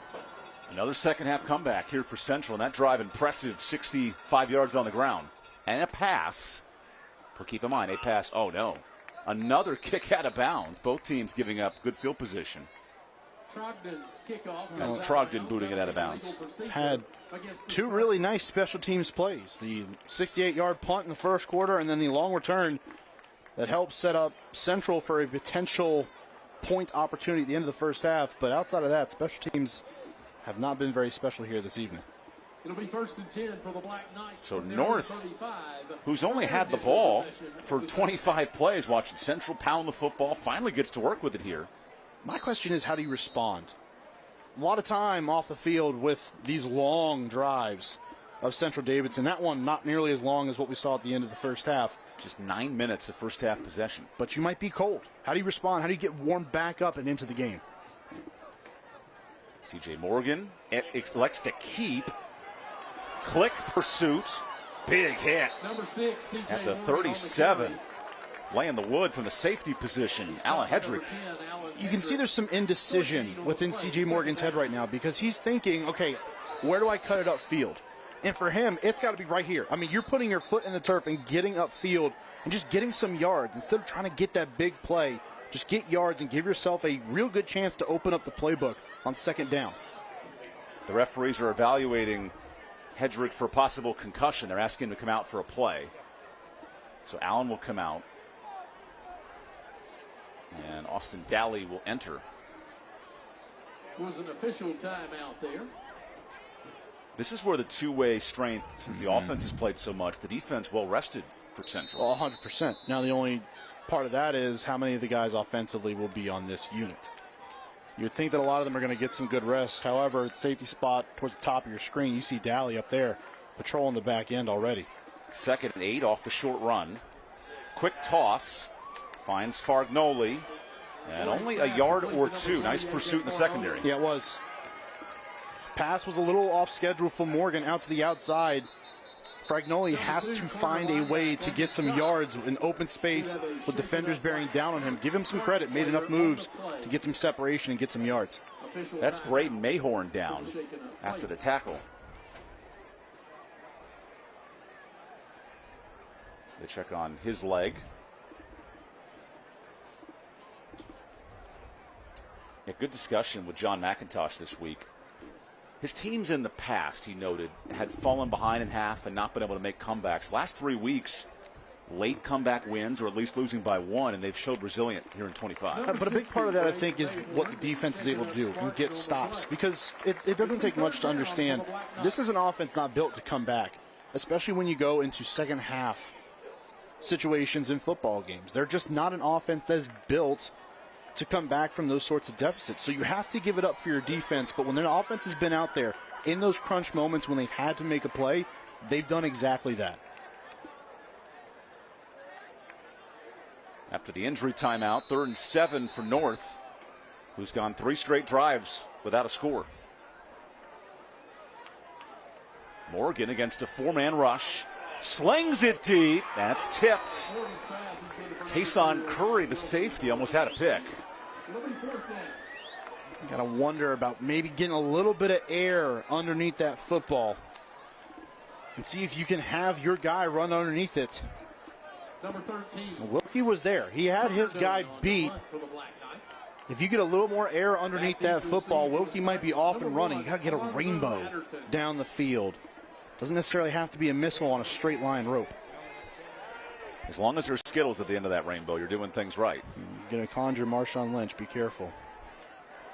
Now 6 of 16 passing for Morgan. Slow start here in this Davidson rivalry. And here's the man of the hour, Mr. Dunn. Connor, look how far back the return team is. And this punt dies inside the 15.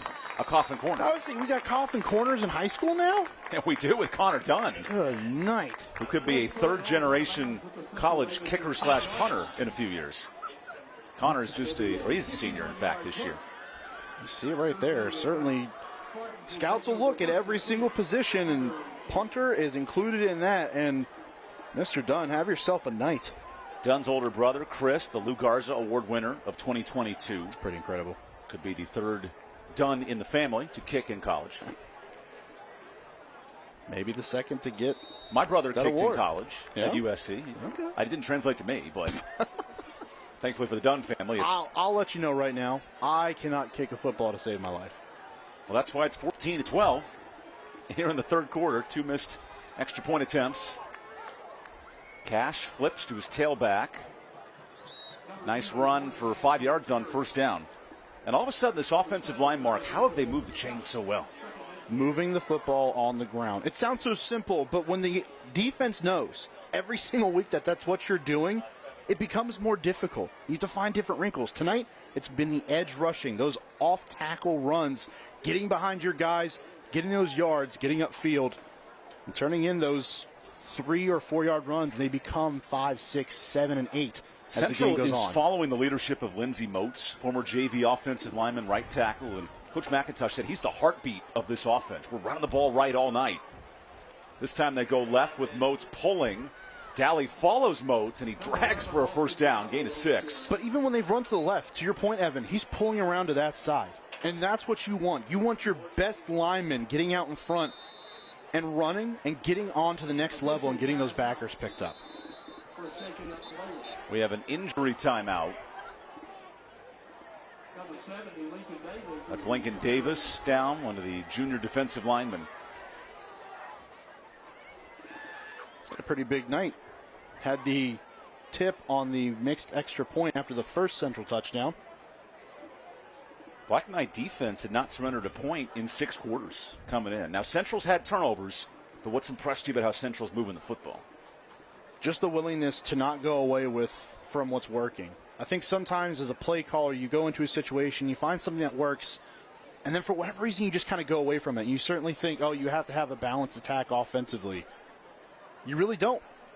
Give credit to Jake Smith, the offensive coordinator over there on that Central sideline. He's recognized that those edge rushes have worked and has certainly done an excellent job of going up and not going away from it, not being afraid to commit until this North defense finds a way to stop it.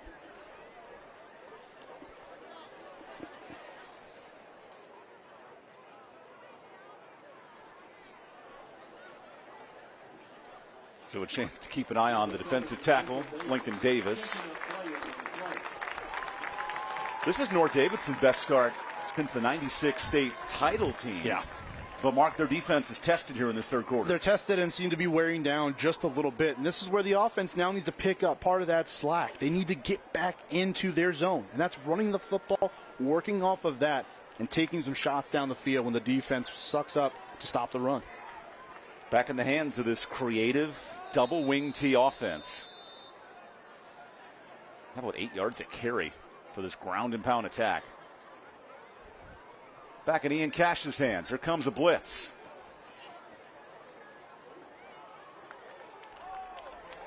Is there a fumble here? Whoa. Oh, North Davidson gets the football. Trent Barrier. I think that blitz caused some disturbance. But right in the scrum of everything, just losing the football. We talked about the miss exchange earlier in this half, how it goes down. You've got to be careful because when you're around that many bodies, it makes a massive difference trying to get on the football. And the ball just never got there. It was the same thing. The quarterback center exchange was not there again, and this time Central can't fall back on top. Third turnover for Central tonight. This is in a worse position. A lot of room for C.J. Morgan, who just punted a moment ago. Santine the rock. Junior Click grabs him down after a gain of 4. But those are the kind of runs on first down that help you out offensively establish yourself on a drive. Now the playbook opens up a little bit. You've got a little bit more to work with because you're not 2 or 3 yards further back. The running game really making a factor in the second half for North. 2 physical football teams. They want to pound the rock, each at 5 yards a carry plus. Inside the red zone, Stamptine cuts it left. Stamptine gets outside, and he's got the first. Cook Reynolds red zone to the 11. Started thinking Stamptine's got to cut back up inside. You see the pullers right here, just put your foot in the ground and cut. But to his credit, he stays that course, stays on his line. Great perimeter blocking again by this wide receiver core. Pressing forward, first down. You see the North Davidson student section. They're ready to roll. Been a quiet second and third quarter for the North fan base, who's won 3 straight in this series.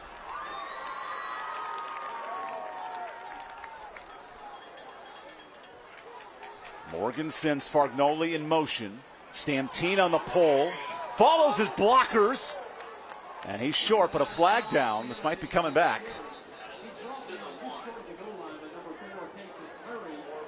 Certainly in the area of a hold. Depending on the flag, that is a first down. We'll see what happens with the laundry. And it was thrown almost as soon as Stamptine was going back. That'll make it first and 20 for North. So now comes the impact of this passing game. We haven't seen C.J. Morgan have a whole lot of success because he's been second-guessing himself instead of taking those reads, firing it down the field, and getting those yards. This is the first non-conference matchup between these Davidson schools in 15 years. But it's lived up to a tournament-style matchup in this second half. Here's the first and 20, but a whistle. Might be first and some more.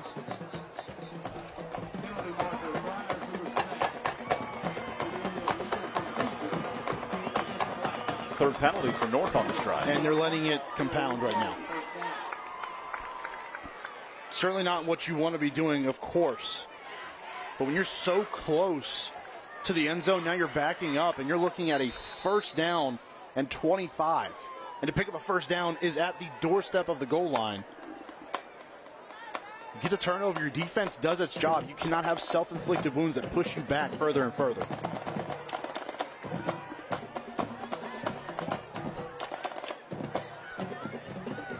North has to get to the 2. Stamptine stretches right. Stamptine gets nothing. Nice pursuit. And a safety came steaming down. Carter lineback. This defense is doing a nice job. Stamptine is looking for anywhere to cut up and get a foot in the ground. But watch how the defense pushes this football to the sideline. They stay parallel to the line of scrimmage, get taken out by some of your own teammates. Lineback got harpooned. Yeah. Got his feet taken out from under him. But him and his defenders do a good job of stretching the play out, getting it to the sideline, not allowing Stamptine to put his cleat in the ground and cut up field. Did you have 2nd and 26 on your bingo card? Late in the third quarter. Here's a blitz. Plenty of time. And a completion. Fargnoli gets half the yardage back. 3rd and long coming up. Like the play call. Just get some of those yards back. It doesn't have to be all at once because basically at that point, you're firing into the end zone. Fargnoli in the slot. Little out route that time. Well executed. And a good play call. 3rd catch for A.J. Fargnoli. North only has to get to the 2. They don't have to score here. Fresh off a turnover. End zone shot. Incomplete. Wanted Grayson Rush, the tight end. Decisions here on 4th down. And Dunn's got a perfect leg. They're going to send that kicking unit out. Couldn't ask for a better throw if you're Morgan. No, they put it right on him. Put it right on him. Rush just cannot come down with that football. Maybe a smidge high, but a very catchable ball. Grayson Rush has to help his quarterback out and make that catch. 32-yard attempt for Connor Dunn to extend this 2-point lead. Good operation.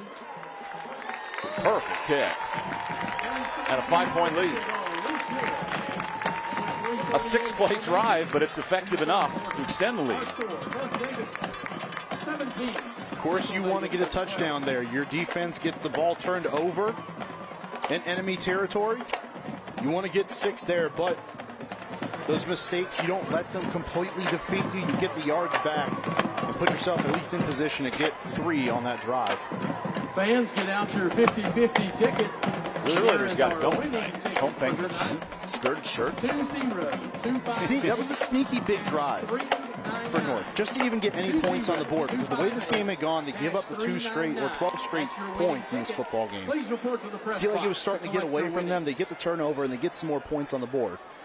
It's not 6 or even 7, but they're able to get enough, give themselves some momentum back. Davie County 20, Oak Grove 20. Connor Dunn to kick off. Connor Dunn, the star at special teams tonight. Comes in for the kickoff. Jordan Nash and Alonzo Anderson deep to receive. He did boot his last one out of bounds, though.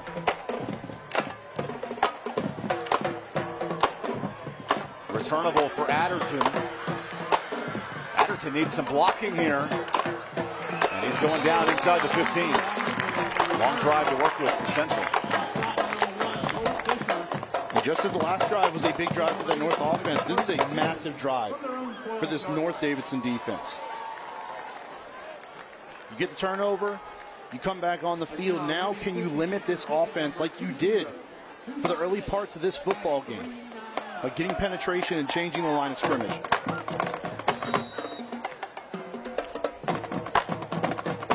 Central Davidson living on the ground game, 273. They've attempted 1 pass. And now work for a second scoring drive in the second half on the arm of Ian Cash.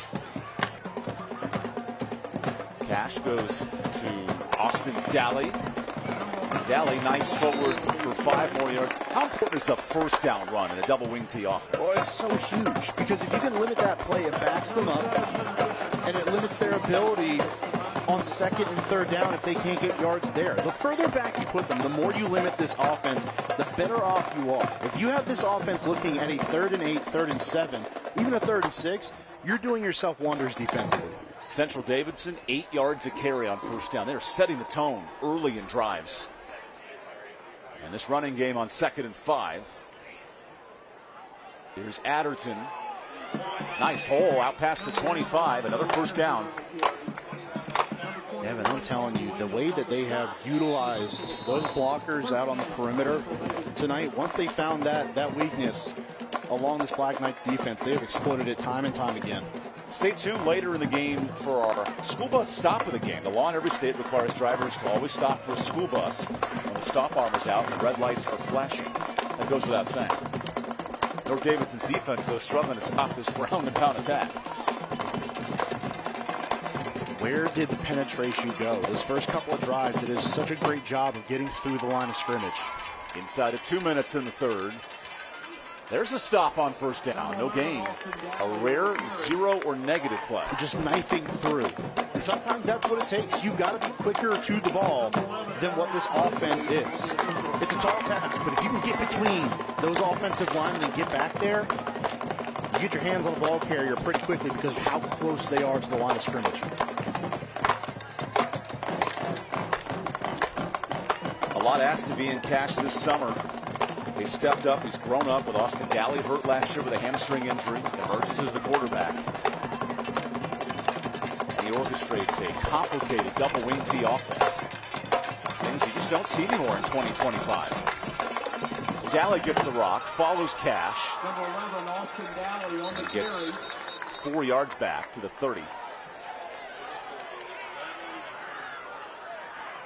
Number 42, Lance Lowry. A little bit of chippiness. Rivalry game heating up a little bit. Adderton and Gonzalez have been hitting each other this whole game. Somebody was due for a fight. Gotta remember, these schools so close. These kids grew up together. They know each other. Like so many of the great rivalries across the state, this is one where proximity matters. Now 3rd and long. This offense, again, does not want to be in this position. Watch those edges. If you are the Black Knights defense, you've got to seal them off. There's 3rd and 6. Daly, he's going to throw it. Daly deep. And clean coverage. Colt Fisher there to stop it. I mean, you're really hoping that they fall for it. Thing is, they don't. Colt Fisher, excellent defensive awareness, staying back. There's a lot of contact there. It sure was. I don't think it was enough to draw the flag, though, Evan. Not sure if Jordan Nash drew the penalty, right? There's a way to do it. Coming back to the football, if you play through that defensive back, you've got a chance to draw that flag. Colt Fisher wasn't fooled, though. This is Ian Cash to punt. A good-looking kick. And a flag. And a live football. And for the moment, Central has it. I'm not sure if Fisher had a chance to catch it. There is a penalty marker on the play, though.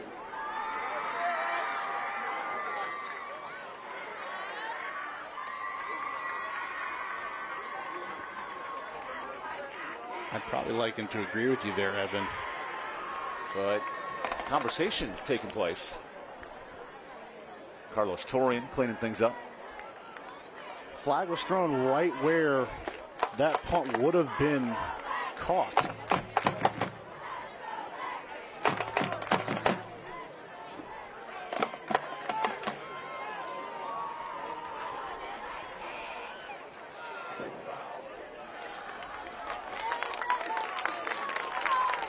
So North gets the football in great position after the penalty.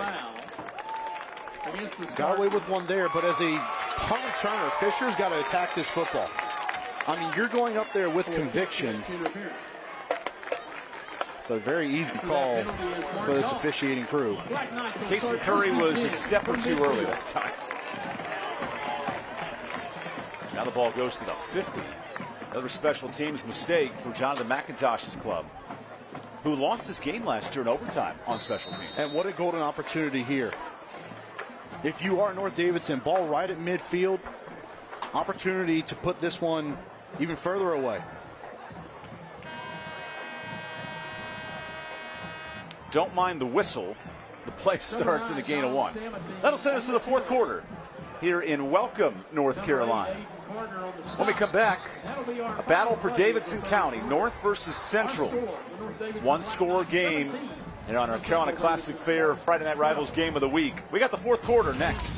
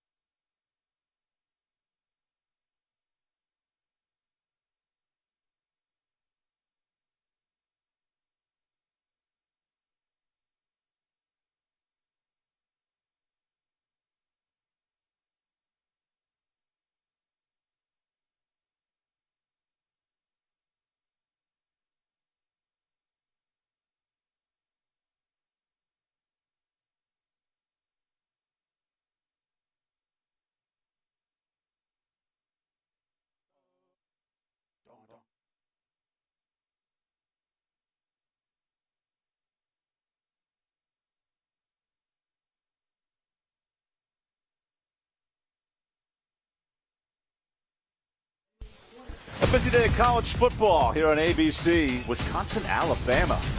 Tide looking for a bounce back, and then can Tennessee with game day in town put up a statement against Georgia? It's an SEC day.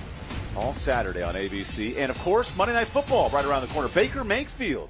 Nice fourth quarter comeback against the Falcons. They'll welcome C.J. Stroud to Texas. Here's a deflected pass to start this fourth quarter for C.J. Morgan. Morgan's pass intended for North Davidson, they get the field goal on the turnover, but how does North find rhythm offensively? Where's the running game been? That's what we kind of knew going into this game is how do they play offense? How do they won the first weeks of the season? It's been running the football. And when you've had a guy averaging over 8 yards a carry, you want to get him the rock. But Stampede just has not had the success here tonight that we kind of assumed that he would. There's second and 9. A little bit of pressure on third down. Morgan running and chucks it out of play. A fourth down stop. Morgan's pass falls incomplete. So that sideline's calling for an intentional grounding. But I'm wondering, he's outside the pocket. Ball goes past the line of scrimmage. And it's a fourth down stop regardless. Oh, correct. Number 13, Connor. You see Coach McIntosh there pleading his case. The former West Forsyth backup quarterback in his day said, that's not how we did it at West. No. He was a freshman when Coach McGee at Reagan was a senior at West High School. Had something to say about that picture we put up of Josh last week on our broadcast. Everybody enjoys some flashback Fridays. Another good punt from Dunn that just keeps rolling. Nope, that goes in the end zone. Good effort. Dunn's punt rolls into and a the end touchback zone with for Colt Fisher's diving stab. Central Davidson will start first and 10. Right there. Almost a sensational stop, throwing it back from the end zone. Nevertheless, this offensive Central comes back out on the field. After the first drive and what's felt like a while, Evan, that the North defense was able to stand them up and get a stop. Central, 3 turnovers. A lot of inflicted wounds, yet hanging around down 5. It's the last time we saw them even remotely close to being this deep in their end of the field. They were able to break off a large run. It's been more steady since that long run, but they have been able to move the ball when they've executed. Fresh drive for Ian Cash. He goes to Carter. Number 0, and there's a gain of 5 on first down. Or pardon me, Jordan Ash on the ground. Number 4, Baron Cohen. Both Carter and Ash have over 100 yards rushing, along with Daly, the three-headed monster tonight. They've been so good. Can you cook up an 11-minute drive here if you're Central Davidson? I don't know if 11 minutes is attainable, especially with 3 timeouts on the board, of course, for Davidson, or North Davidson, excuse me. But I'll tell you what, if they get an 11-minute drive, Evan, it might be the greatest drive I've ever seen in my life. Had an 8-minute drive earlier. Here's Ash on the jet sweep. Nice breakaway. Oh, and Ash gets pushed late. Is that a penalty? Yeah, there it is. Yep. Late hit on Jesse Beasley. He's forced out. And number 52, so 15 more yards. There was a penalty marker on the play. Well, didn't really see a whole lot of chippiness in the first half, Evan, but it's starting to warm up a little bit. 5-point game in the fourth quarter. A heated rivalry, teams that know each other, rosters that know each other. Starting to get a little hot. Kids that all went to the same Nick's Burgers growing up. Penalty is against the Black Fighting Knights. for county pride. It'll be a 15-yard mark-off. Here's the physicality late. Another solid play on the edge again, and that's a pretty easy play that time. Well out of bounds. Beasley just goes up there and cannot help himself. So a tip-top roofing first down. Puts Central in the North Territory for the 6th time in this game. Just 12 points. Here's Daly. And again, that pile just keeps churning and pushing. Another 4 yards. I'm just really so impressed by the patience of Daly and the offsetting style he has to a guy like Jordan Ash. Just kind of hops and hops around, almost looking like a Le'Veon Bell type. Just sits there, almost standing up straight, just waits for those blocks to go, just follows patiently behind them, picks up those chunks of yards. Dalley's now 100 plus, 312 on the ground. I think part of the challenge as a football player is understanding what kind of player you are. And once you find that, that's when you can really start to excel. It certainly seems like Dalley's one of those guys who knows exactly who he is as a football player. Sets up 2nd and 7. Non-stop ground and pound. Here's Ash on the reverse. And Ash is just short of the sticks, gain of 6. This is the formula, how Air Force under Jeff Monken went to Kansas State. Army running the football, second half, all game long, 78 rushing attempts, and they upset Kansas State. Yeah, I mean, get on the road, get paid over $1 million to be there and pull off the upset in Manhattan. But that's what it is. These runs wear down on a defense so that when the fourth quarter comes around, it gets harder and harder to get penetration because your defensive front is worn. Your linebackers can't keep scraping over the top to make those plays. Army's quarterback, Brett Smith, 46 rushes in that game. He closed out the 4th down run to win it. This is the style of football that makes Central dangerous here in the 4A of North Carolina. They go back to Dalley, and he just keeps churning. Gets 4 more yards on 3rd down, and this is what's going to allow Central to burn a ton of clock. I think one of the more underrated aspects of this offense, it's all about details when you come down to something like this. You see how low Ian Cash gets when he goes to snap that football? You can hardly see him defensively. Look where he's at. Almost level with your lineman. That's low. And that allows him to give that illusion that you don't know where he is before you're getting hit in the mouth. The limbo bar at the Luau Cookout isn't even that low. Ian Cash is navigating this offense in the 4th quarter. Blitz coming. Dalley just goes away from the blitz. Stiff arms one. Powers to the 20 sticks. And he's right at the sticks, gaining 9 plus. He's not, give him the first. He's not fast. He's not fast, but he's physical. And he's patient.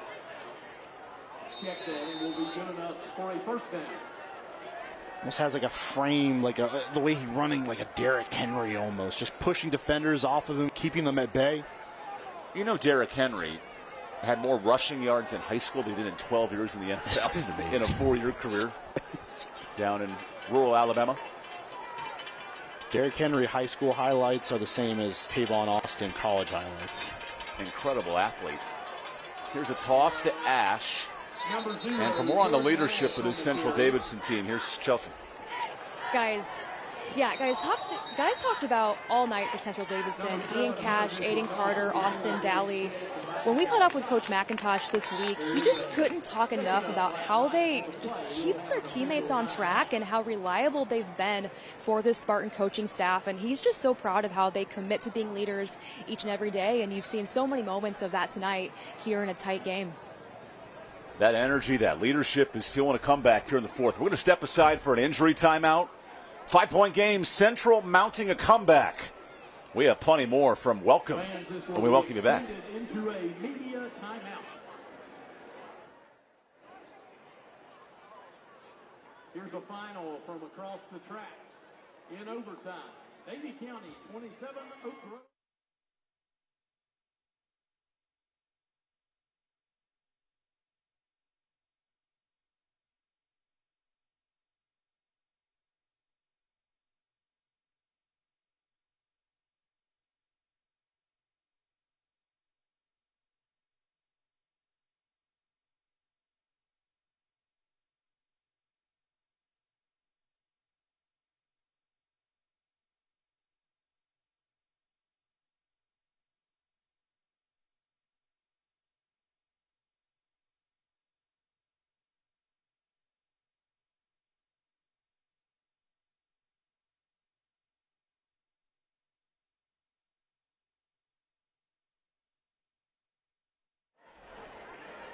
One of the busiest hills in Davidson County. It's thinned out a touch in the 4th quarter because all the fans have run onto the field in this 5-point game. A lot of activity around the edges of the field, right? Got a couple food trucks. Fans everywhere. And here's Central looking to ruin the party. 4th straight home game for North. 5-point game early in this 4th quarter. Ian Cash works to An outside sweep. Jordan Ash. Ash to the sideline. Touchdown, Central Davidson. Ground and pound all night, and the sweep toss. This is powerful football as Central jumps in front. John McIntosh said it's a numbers game. You're trying to outnumber the other team at the point of attack. That time it's along the right side. Can't get along the way. That defense doesn't get outside to contain. Ash breaks, and he is never even touched along that touchdown scamper. 190 yards for Ash. That's a big 25-yard touchdown, the Norris Automotive touchdown. Here's a 2-point play for Cash. Ash again. He gets the outside. 3-point lead. We'll take their final timeout. Look at Ash coming to life in the fourth quarter. Look at the lead blockers out in front. Ash has it easy getting along the edge. Brett Milligan throws a block, and the Spartans are up.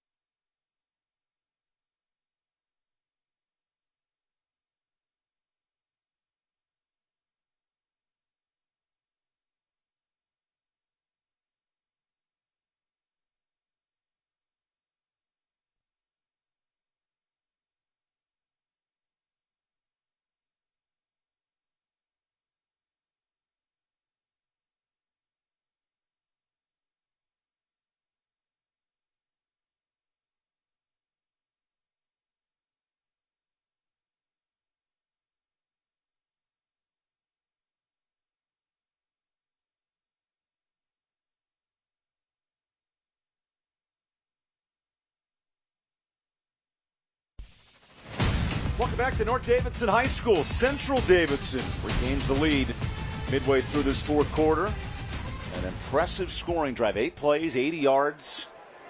What a turn of events here in the second half.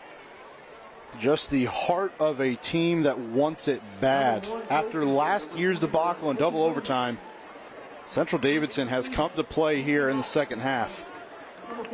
What an answer. Tyler Trogdon getting ready to boot this away. A lot of football left here in the heart of Davidson County.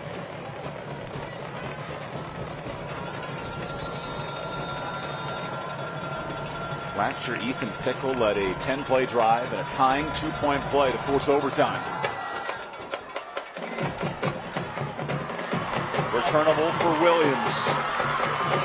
Big hit. Williams gets away. He's near midfield and shoved out. Well, let's check on the flag.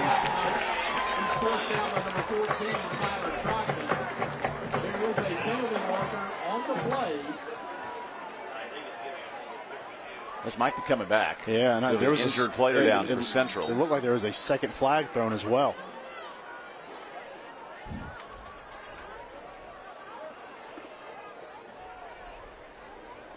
Also have a shaken-up player on the play.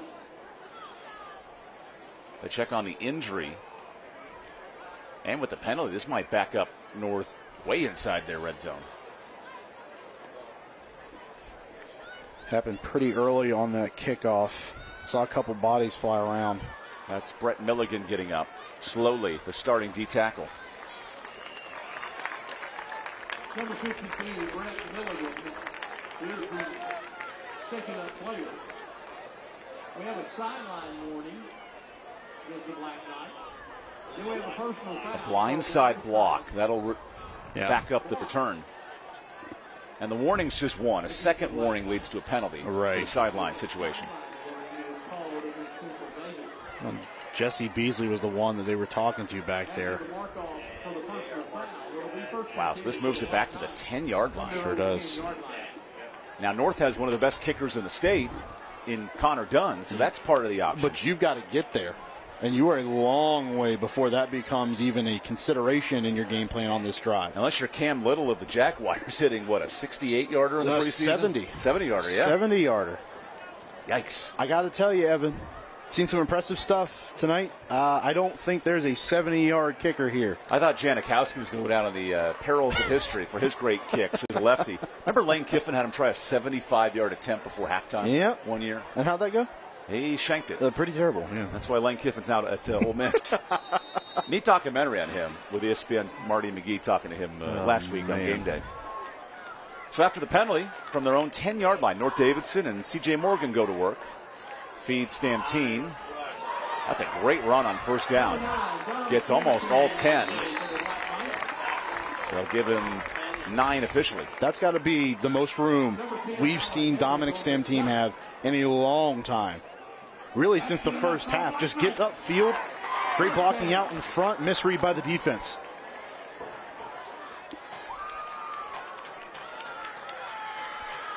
A little bit of life. You get that first play down, you pick up a first down, gives you something to build on this drive. The clock should be running right now, which is odd. Now it starts to go. And here's a whistle, so that'll stop the clock. A false start, in fact. They had the feel of some home scoreboard cooking there for just a second, so I think it all kind of evens out. Maybe. I'll be honest with you, Evan, I didn't even see the flag personally. I kind of thought they stopped the game to correct the clock, but I stand corrected. The Spartan students are ready to go in the white uniforms tonight. I love the color outs, the theme nights. Is this the second or third week in a row we've been here for an American night? 3 weeks in a row, man. Somewhere? This place, they know what we're doing here in Winston-Salem area. Back to Stamtine. He gets the penalty yardage back and then some. Gain of 7. Good hard run. Feels the contact from the backside, but just continues to drive those legs. Cam Bean gets to him, but cannot bring down the 5'7" running back. So now there's a whistle. We're checking something here with the North Davidson staff.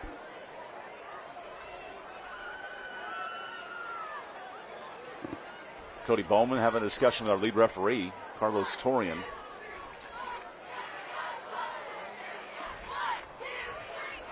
It's a little unusual. There wasn't a flag thrown, right? Okay, now one of the players for North has to come back in. Maybe an equipment malfunction? That'll sub out Maurice Mosley. Now, I'm not sure what the malfunction is, but he's going to have to talk to the staff for a minute. And Maddox Greiter will enter for a play.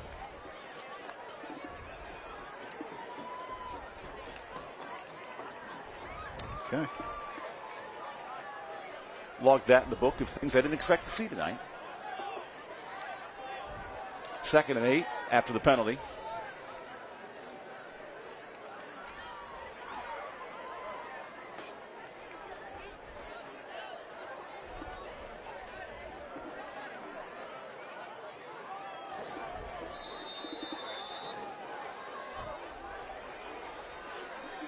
Here's A.J. Fargnoli in motion on 2nd and 8.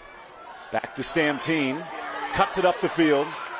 And he's short of the sticks. 3rd and 3 coming up. But look at how they've gotten themselves back into position here now. 3rd and short. You are on 1st and 15.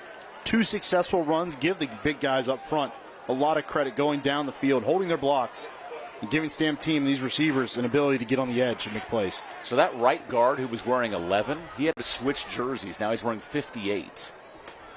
That was the change at the right guard position. So it's an eligible thing. Absolutely. So Mosley will now wear 58 as opposed to 11, even though he scored a touchdown as a running back earlier tonight. If that's not two-way football, I don't know what is.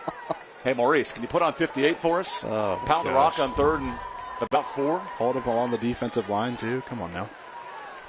Here's Fisher in motion. Play action and a completion. Nice grab out near midfield. There's a throw with some conviction that time. A little bit of rhythm. C.J. Morgan feels it, gets the ball downfield.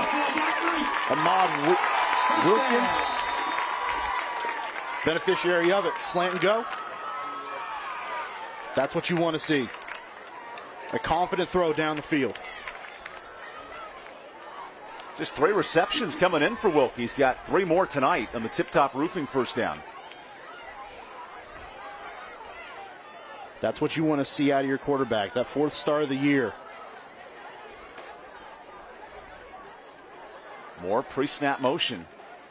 Stamtine stretches it out.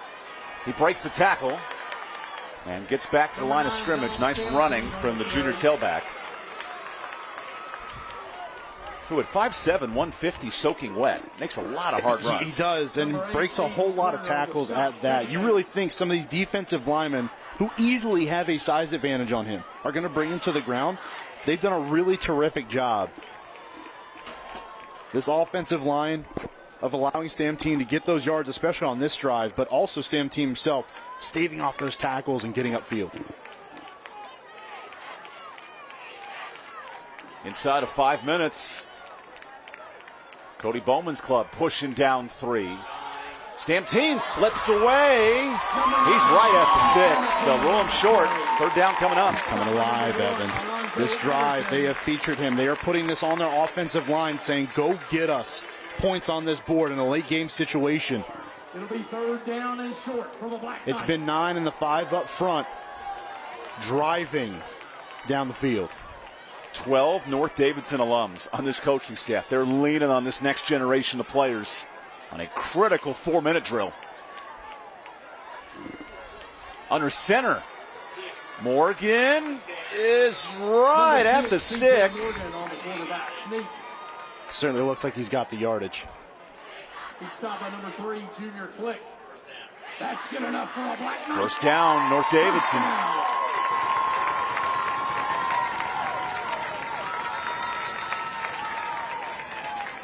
Even the chain gain's a little slow to get moving. They weren't sure if it was a 1st down. Come on, Mr. Overalls, let's get going. There you go. Boy, that clock ticking down right now, and now it's working a little more in the favor of North Davidson. 3 timeouts and a lot of time left. Now Fisher in motion. Stamtine on the counter.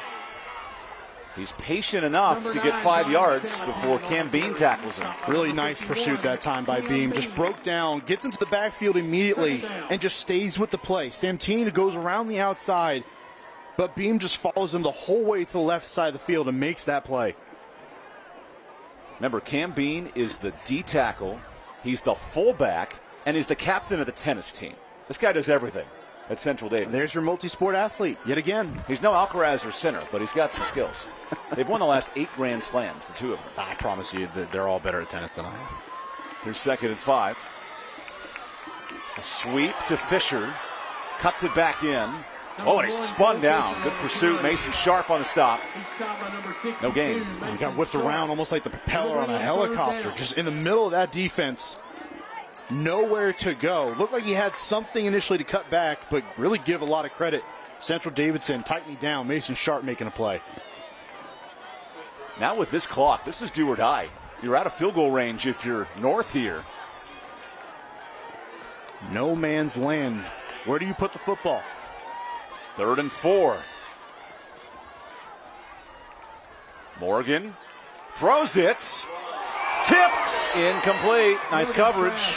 One-on-one with Ash in the secondary. And this time they were ready for it. There's 3 defenders all around Wilkie that time. They recognized last time it's the play action to pull, and you're going on that slant, sitting right over it.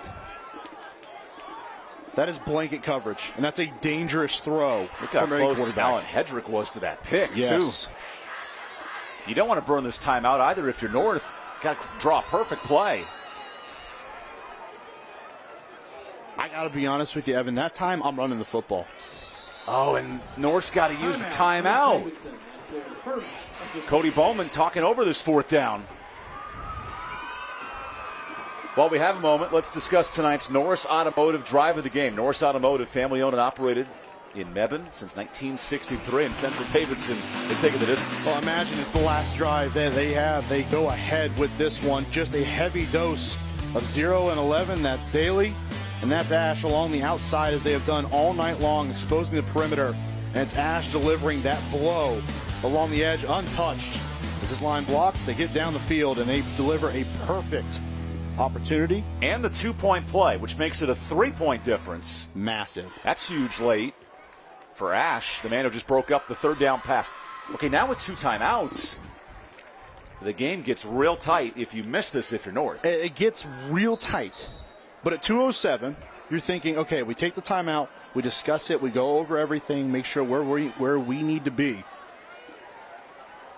But you're right, if you don't convert this here, effectively, first down ends the game the other way for Central.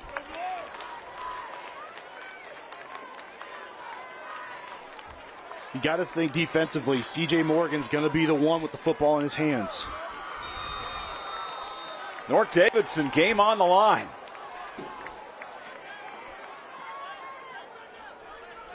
Fourth and 4. Morgan fires. Incomplete.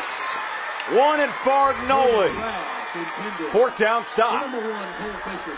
For number 3, A.J. Fargnoli. Tough pass to the outside. You're trying to get that out route.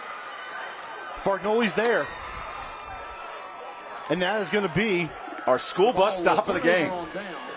What a job by this defensive Central. They give up the 2 touchdowns in the first half, and since then they have been airtight, locked down. You force a young quarterback to make a tough throw to the outside. That's exactly what you want to do defensively. Great play call and great execution. How about Central Davidson wanting their first win in 4 years over North? That's a huge stop. 2 minutes to go. Keep in mind the timeout burned by North. Central Davidson, ball security is huge here. Here's Ian Cash, the senior QB going forward.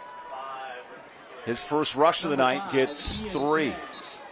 On the keeper. And a timeout. And really even more so to that point, because now they can just continue to take these stops straight up the middle, force them to burn timeouts. Do you go for it on 4th down here? I don't think so. Absolutely no way do you go for it on 4th down here. You punt the football away, you force them to drive down the field with no timeouts. A physical football team in Central Davidson. 380 yards rushing. They have 1 completion. The 1 completion out of 2 passing attempts. Could you have imagined? Really just an excellent job, though. Coaching staff prepared these guys after what's probably been a longer week. You come in, you want to get a dub against your rival who took you down in double overtime last year. You've been thinking about it all week long. And now you have a chance to deliver the knockout blow. 2nd and 8 for the senior quarterback, Ian Cash. He'll feed Austin Daly. A couple more yards there. And the final timeout for North Davidson. While we have a moment, busy weekend for college football here in the local region, including NCAA football. My 48 Sports home opener, a fun former MEAC battle. HBCU matchup with Hampton at 7 o'clock on My 48. So glad college football's back. The NFL, back last week too, week 1. And those Camels on October 25th. There it is. Friend of the program. There's a shameless plug. Gaylord the Camel. Man, oh man. That's CAA football. CAA football. Yeah, we talked a lot about the moving divisions here in high school. Obviously, how conferences are being realigned at the FBS level, but the FCS is also a constant changing of conferences. Even at the high school level, going from 4 divisions to 8 divisions. Back out, yeah. These teams were league foes for the last 10 years. Now they're non-league opponents. 46th all-time meeting. And the Black Knights have dominated this series, but here are the Spartans on the door, 3rd and 6. Back to Ash. Cuts it up. And Ash hangs on to the football with a gain of 3. I present the question again. Do you win the game on the ground? You go and punt that football away. You force this offense to drive the field now and get themselves in a position to kick a field goal or get some points on the board.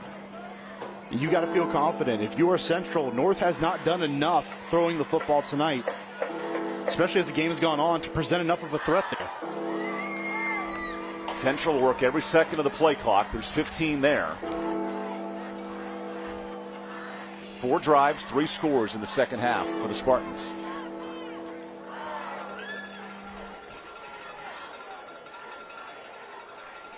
There's the timeout. Outside of picking up the first down, that's probably about as good as you can draw it up if you are Central. You burn the 2 remaining timeouts that North has. You run that clock down as much as possible. You're going to put the football away, somewhere between 30 to 35 seconds left for this offense to drive.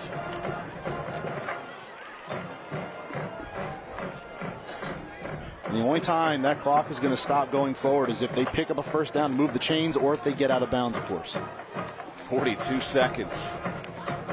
North Davidson's best start since winning a title in '96. It's been tough sledding offensively, though, in the second half. It sure has. But that defense of Central Davidson has made it really tough on them by getting penetration, staying really disciplined in their coverage on the back end. And it seemed like on that last drive, they were really going to get back on track. This North Davidson offense was running the football well. They had the great play calling at the right time. And just somewhere along the way, they got away from that on a crucial third down. You got to give it back to your guys you believe can make plays. Can't convert. Here's the punting unit. Ian Cash, the quarterback, and of course, the punter. Keep an eye on some trickeration here from Central Davidson.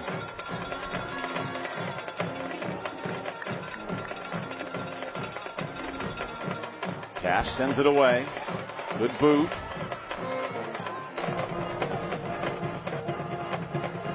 "31 seconds for North Davidson to work with, leading 3. It's a tough call to make there. Shorter punt. You got to think, if you're Colt Fisher, you want to go up and receive that football, get a fair catch, and save yourself some time.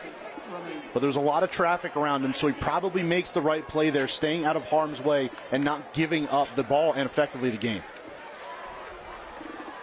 First chance for a game-winning drive in C.J. Morgan's young career. Watch Ethan Pickle all last year orchestrate a comeback against Central. And Morgan just 9 of 23 passing. No time like the present to get going.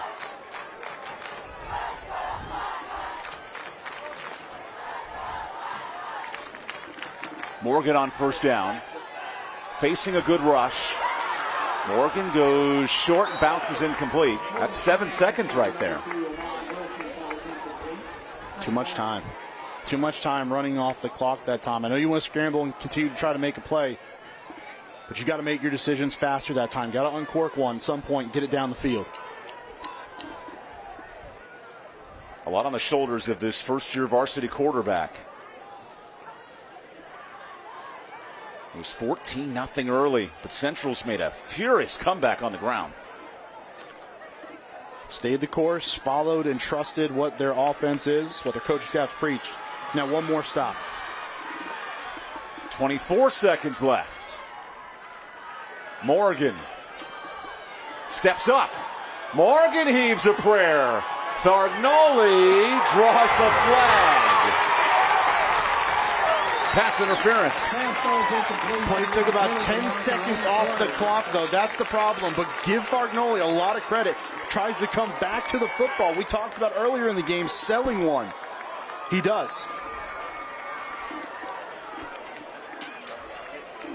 Now remember, in the high school game, that's only a 15-yard penalty.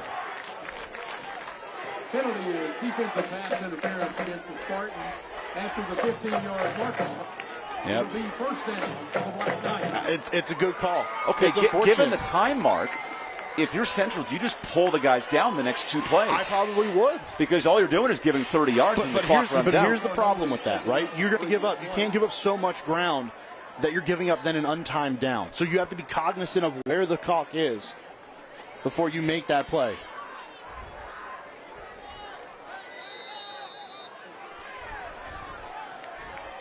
Final 15 seconds here in Welcome, North Carolina. Morgan sends Fisher in motion. Here's Fisher. He heaves a pick. Ash again. And Ash is going the other way. That'll do it. Central Davidson walks it off with an interception. Try to catch him with their eyes in the backfield. You see the trick play. Try to get Fisher there. Just nothing doing it. Ash makes yet another play and puts his stamp on this game, on this season, and on this rivalry. The 46th meeting of the Davidson County rivalry, even better. A one-score game and Central's first win in 4 years. Evan, 2 times we've seen this rivalry now, and both times it has absolutely emphatically delivered. Book my ticket to Lexington next year when this matchup's back in Central. We'll take a timeout, get some interviews with the winning coaches after this timeout. Central beats North by 3 here in our Game of the Week.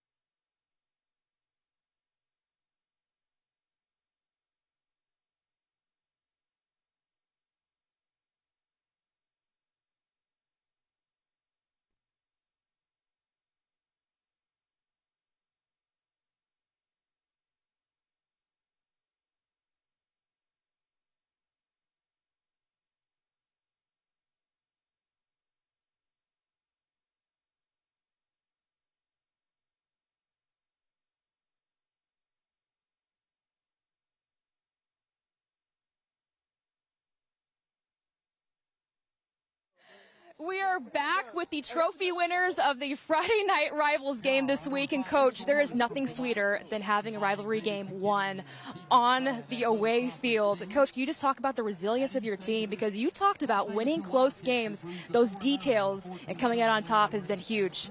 Yeah, I told you at halftime that our kids are going to keep fighting no matter what the score was.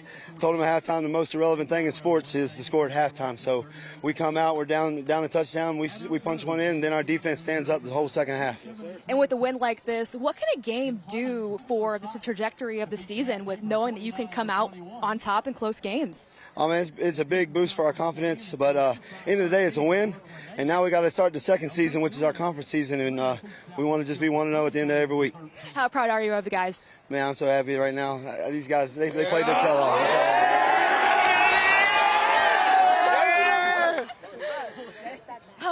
And also, we have the trophy. Let's go. Here we go. The trophy. Let's go.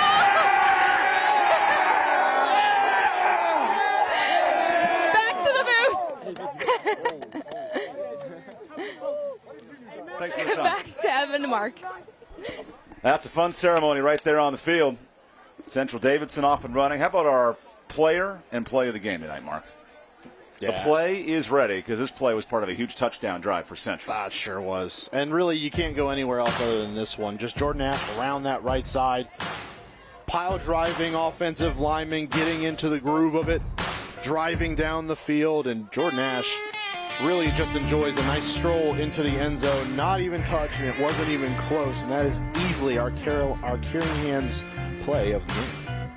And then our player of the game, there were so many to choose from in terms of running the football, but tonight Ash gets the toe. Yep, it really could have been Dahlia Ash in this one, but given the couple touchdowns that Ash had, and of course the game-sealing interception as well, just so dynamic, the two of them. And this offense, even though it's older than all of us combined potentially in this booth, a lot of fun to watch with what they can do offensively. I'm very interested to see how both these teams respond tonight, one coming off the win and a heartbreaking loss on the northern side. 46th all-time meeting, another tight matchup, 3-point win for Central. Take a moment to thank all of our sponsors, Capital Metals in High Point, Cook Reynolds for those end zone views, Mountain Fried Chicken for a little crew meal, and Patriot Pretzel, that student at North. I think she had, 12 pretzels tonight? It was close. At least. And finally, to all the high schools and their administrators for their support of our Carolina Classic Fair Friday Night Rivals broadcast, with the fair starting in just over 3 weeks. Next week, we get a different taste of North Carolina. The Winston-Salem Phoenix and the Bishop McGuinness Villains. Great mascot names. Yeah, for real. In Kernersville, right here on My 48 Sports. But so far, 4 weeks in, we've had a couple of thrillers, including tonight here in Welcome, North Carolina. For Drew DiMarcantonio, who's back in business with us tonight, Lori Bates producing away, all of our great crew. I want to thank you for joining us. This was a fun night for high school football. Chelsea Groves on the sideline, Mark Colvert dropping some keywords at key times, and Evan Budrovich here in Welcome. Appreciate you joining us. 3-point win and a fun matchup on our Friday Night Rivals game of the week. There was never plan B, just a path I'm taking, breaking on through on the road I'm making. I knew one day I'd get my shot, so here I am to give it all I